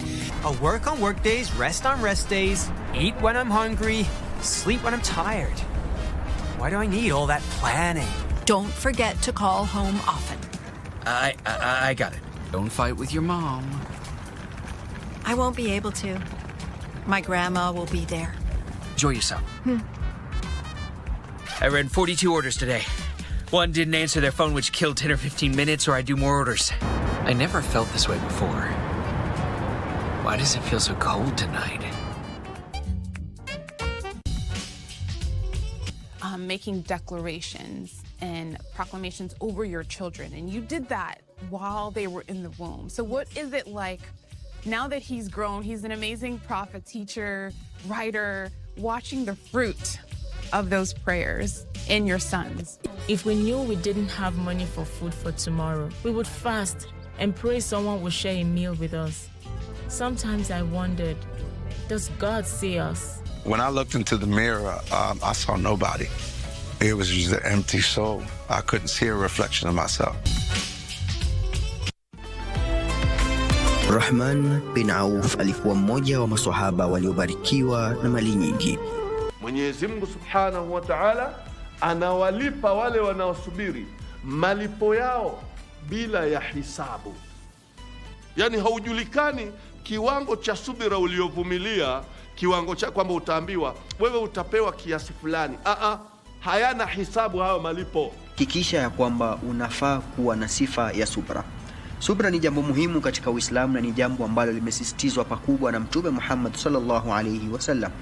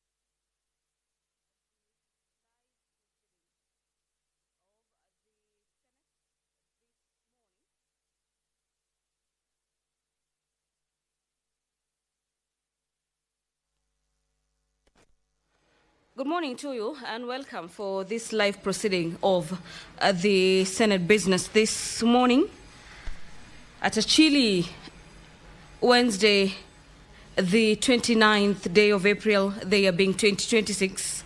And we are so glad that you're able to watch this live broadcast brought to you by the Kenya Broadcasting Corporation. And this is in partnership with the Parliamentary Broadcasting Unit. It is Wednesday morning, a day set aside for senators to get some answers from cabinet secretaries who have been invited to answer questions raised by senators. In today's order of business, a number of cabinet secretaries are set to appear before the Senate plenary, and they include the cabinet secretary for mining, blue economy, and maritime affairs, as well as the cabinet secretary for labor and social protection. The two are expected to answer a number of questions. CS Joho, the CS for mining, blue economy and maritime affairs, will be answering a number of questions from the Senator for Kisumu County, Senator Professor Tom Ojenda. The Senator for Kisumu wants the CS for blue economy to provide details on the status of all blue economy programs that have been undertaken by the national government in Kisumu County since 2022 and indicate the timelines for completion of all pending projects.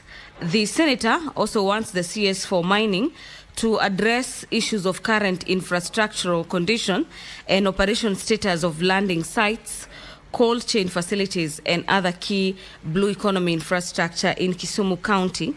So these are questions that have been tailor-made for Kisumu County specifically. And finally, he wants to understand the measures that the ministry has put in place to ensure that funds set aside for blue economy interventions in Kisumu County are fully utilized and translate to tangible economic benefits for the local communities. The CS for labor is also expected before the Senate, and the CS for labor will be answering questions from Senator for Makueni County, Senator Dan Manzo, and Senator Catherine Muma, as well as Senator Joyce Correll. On your screen is the Speaker's procession making its way into the chamber with that announcement by the Sergeant at Arms notifying senators that the Speaker is on his way. He's right on your screen making his entrance into the Senate chamber this morning, and he's ultimately ready to preside over the business of the Senate. Allow me to hand over for this live broadcast and have yourself a great morning.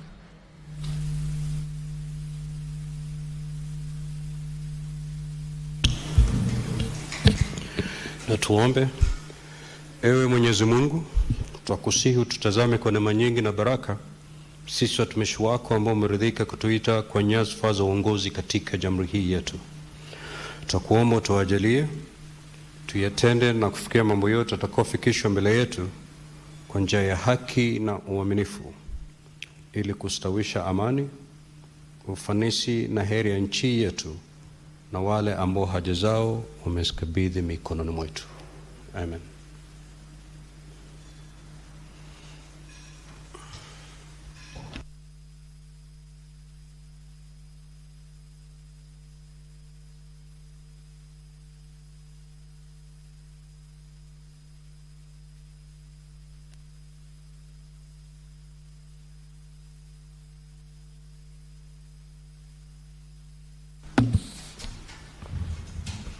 Clerk to have quorum.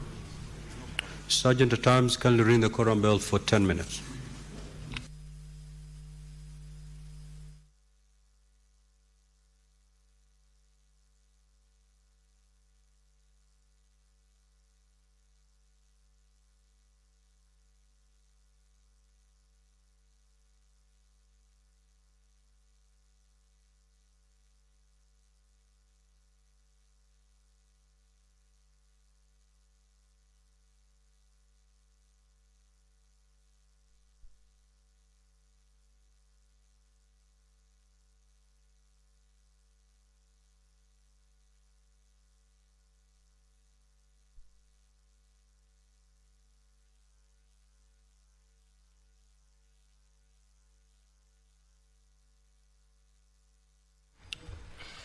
The business of the Senate has commenced this morning, a few minutes after the appointed time, 9:30.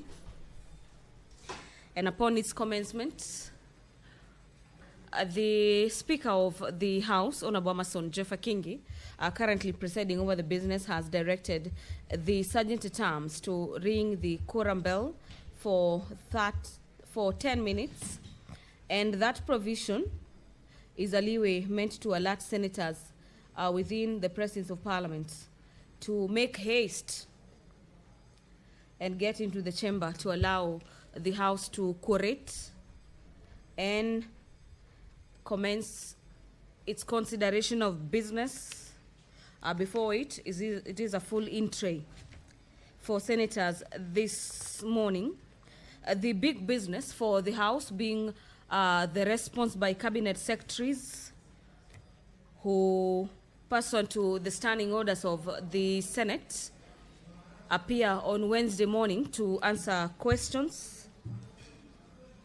My dear viewer, currently in Parliament, the House amended its standing orders in the year 2023, and this is to allow for cabinet secretaries to appear before the Senate as well as the National Assembly plenary. At the National Assembly, cabinet secretaries appear on Wednesday afternoon rather, and at the Senate, we have them appearing on Wednesday morning. So this morning, we have the CS for Mining, Blue Economy and Maritime Affairs, Honorable Ali Hassan Joho, and the CS for Labor and Social Protection, CS Alfred Mutua. The CS for Labor is set to address a number of questions from senators. The senator for Makueni County wants the CS for Labor to confirm whether Mr. Sami Kiengo, who was found dead at the Talanta Stadium construction site in Nairobi City County, was formally registered as a worker under the contractor, and whether his terms of employment complied with the existing labor laws. This being an issue where a Kenyan has lost life in a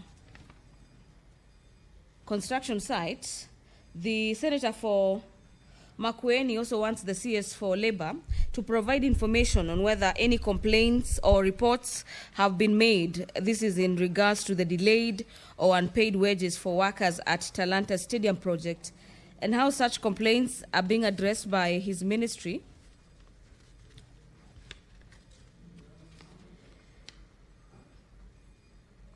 The provision of mechanisms available to provide for compensation or other forms of support to the family of the deceased worker or any other person in similar cases is also a matter that the senator for Makueni will be raising with the CS for Labor and Social Protection. But away from the senators that will be streaming from the senator for Makueni County, Senator Catherine Muma equally has a number of questions, and she wants the CS for Labor to provide per county data on the prevalence of hearing loss in Kenya, disaggregated by age group and gender, and disclose the number of affected persons who are currently receiving hearing rehabilitation services in the public health facilities across the country. And Senator Muma also wants the CS for Labor to outline the long-term strategies in place to enhance affordable access to assistive devices, including hearing aids to persons living with hearing loss. Senator Joyce Correll is the senator that will be closing that chapter on questions before senators get the permission to seek for answers through supplementary questions that are usually raised from the primary question, or the moment that the primary question has been addressed. The speaker usually gives senators a minute or two to ask questions that could be related to the primary question. The questions coming from Senator Joyce Correll are in regards to the requirement that the Cabinet Secretary provides comprehensive data on beneficiaries of government social protection programs, disaggregated by program and category of vulnerability in counties. She also wants to understand when the current social protection register was updated and the mechanisms that have been put in place to ensure its regular review and issues of accuracy and integrity. And finally, the CS is required to indicate the total funds disbursed under the various social protection programs in the last 3 years, and equally clarify whether there are policy measures in place to review and enhance these allocations, considering the rising cost of living. So away from the question and statement section, the Senate has also lined up a number of business,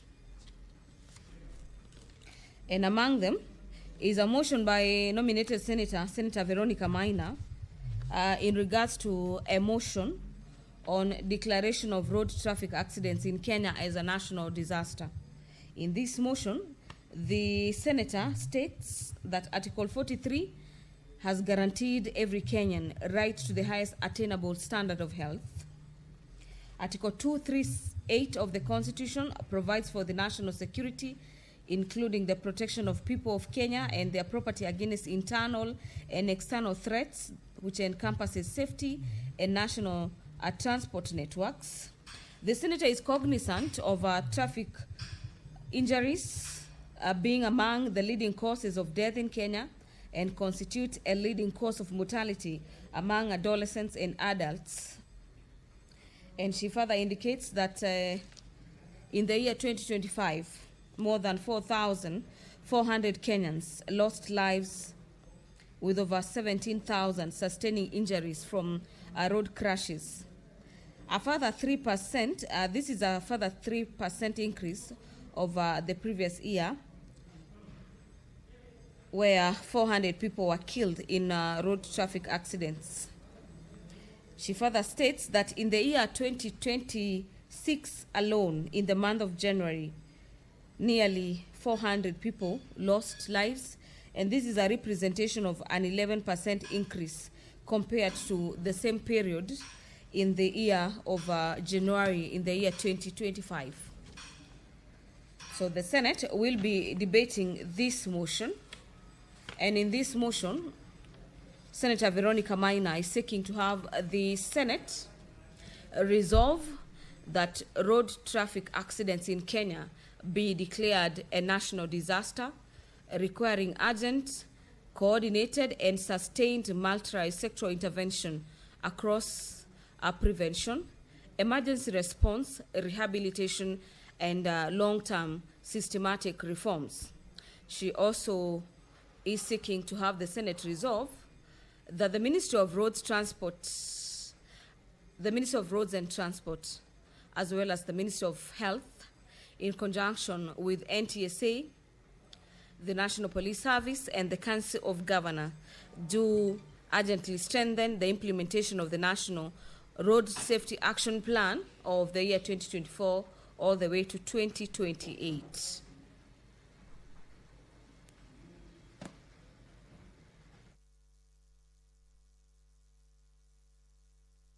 Sergeant at Arms, ring the bell for further 10 minutes.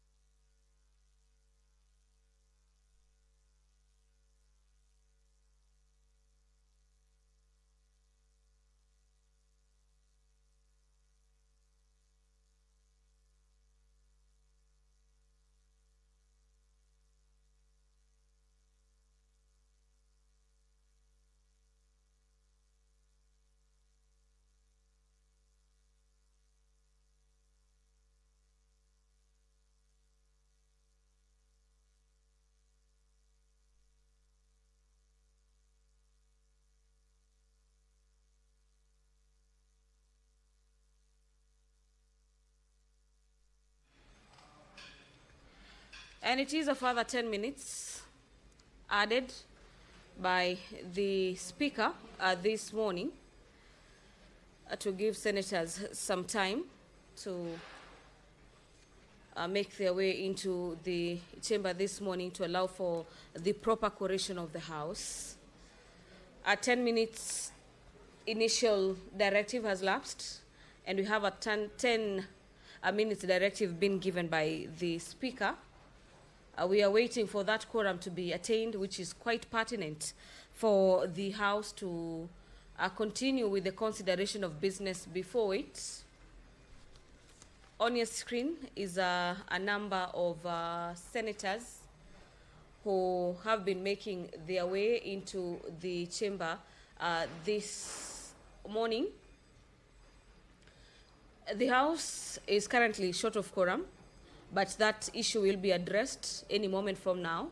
As from my screen, I can see a number of senators along the corridors who are coming to the Senate chamber this morning to allow for that quorum to be attained for the House to continue with the consideration of important business lined up before senators this morning.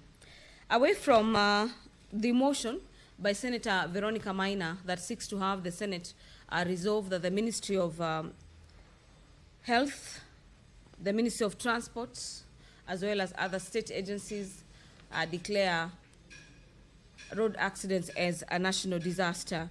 There are equally a number of motions set for debate this morning. Among them is the mainstreaming of gender perspectives in the legislative and policy processes.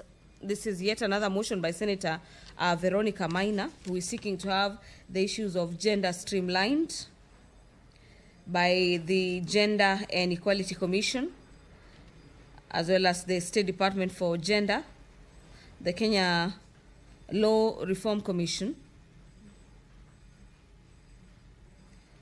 and through the Standing Committee on Labor and Social Welfare of the Senate, which is required to continuously monitor the implementation of the resolutions and tabled by annual report on the status of the implementation. This is in regards to issues of gender mainstreaming. The mainstreaming of a framework for clean cooking is another motion by Senator Hamida Kibwana that is lined up for debate this morning. And the Senate is also set to debate a motion by Senator Okia Omtata, the Senator for Busia County, in regard to the provision of IFMIS reports for county governments to the Senate. Allow me to quickly take you through this motion by Senator Omtata, where the Senator is concerned that senators are constrained by lack of access to real-time data from the IFMIS system for the respective counties that they represent, and thus affecting effective oversight of the county governments. The Senator is concerned that in some instances, data and information are presented to the Senate by the Auditor General and the Control of Budget are received and considered late, and this is as a result of backlog resulting from too much information not getting properly reviewed by the Senator.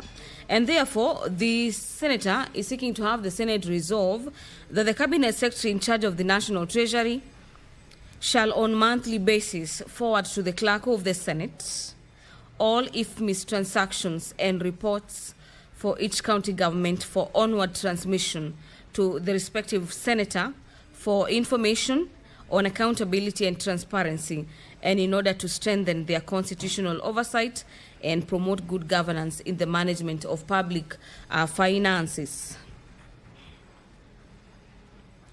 The Senator further notes that as a result of unchecked financial information and systems, the county governments have continued to accumulate pending bills resulting from unexplained expenditures, unaccounted for or inflated cost of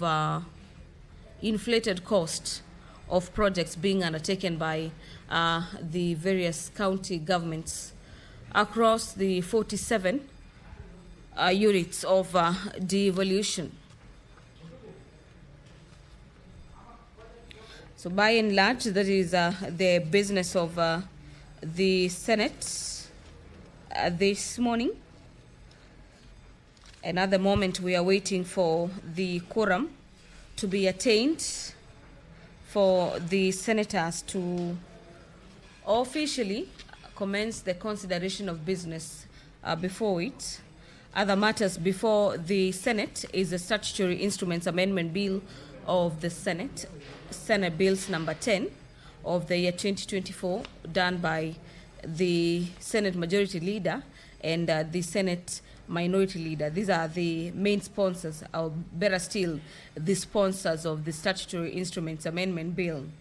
The County Hall of Fame, Senate Bills number 18 of the year 2023 by Senator Miraj Abdullahi Abdurrahman is also another business before the Senate for this period. And the Senate is also set to consider the Public Fundraising Appeals Bill. This is Senate Bills number 36 of the year 2024 by the Senate Leader of the Majority Party.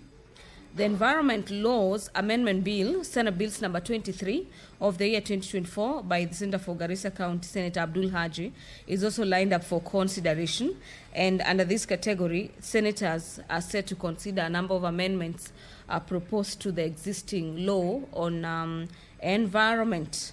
The Sports Amendment Bill number 2, Senate Bills number 45 of the year 2024, sponsored by Senator for Kisumu County, Senator Professor Tom Ojenda, and nominated Senator Raphael Chimera, is also lined up for consideration by the Senate for this period, actually, this Wednesday morning. The Kenya National Council for Population and Development, a bill coming from the National Assembly, Bill number 72 of the year 2023 by the Senate Leader of the Majority Party, is also lined up for debate. Senators are also set to consider the Seeds and Plant Varieties Amendment Bill, Senate Bills number 4 of the year 2025 by Senator for Narok County, Senator Ledama Olekina. And the last bill that senators are set to consider this morning is the County Oversight and Accountability Bill. This is Senate Bills number 3 of the year 2024, sponsored by Senator Ledama Olekina and Senator William Kisang.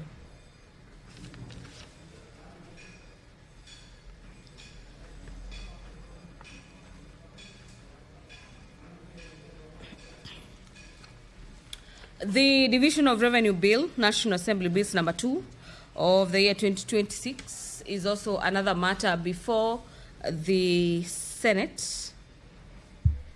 Today, the House began debate on the Division of Revenue yesterday. Allow me to take you back into the chamber for further directives from the Speaker.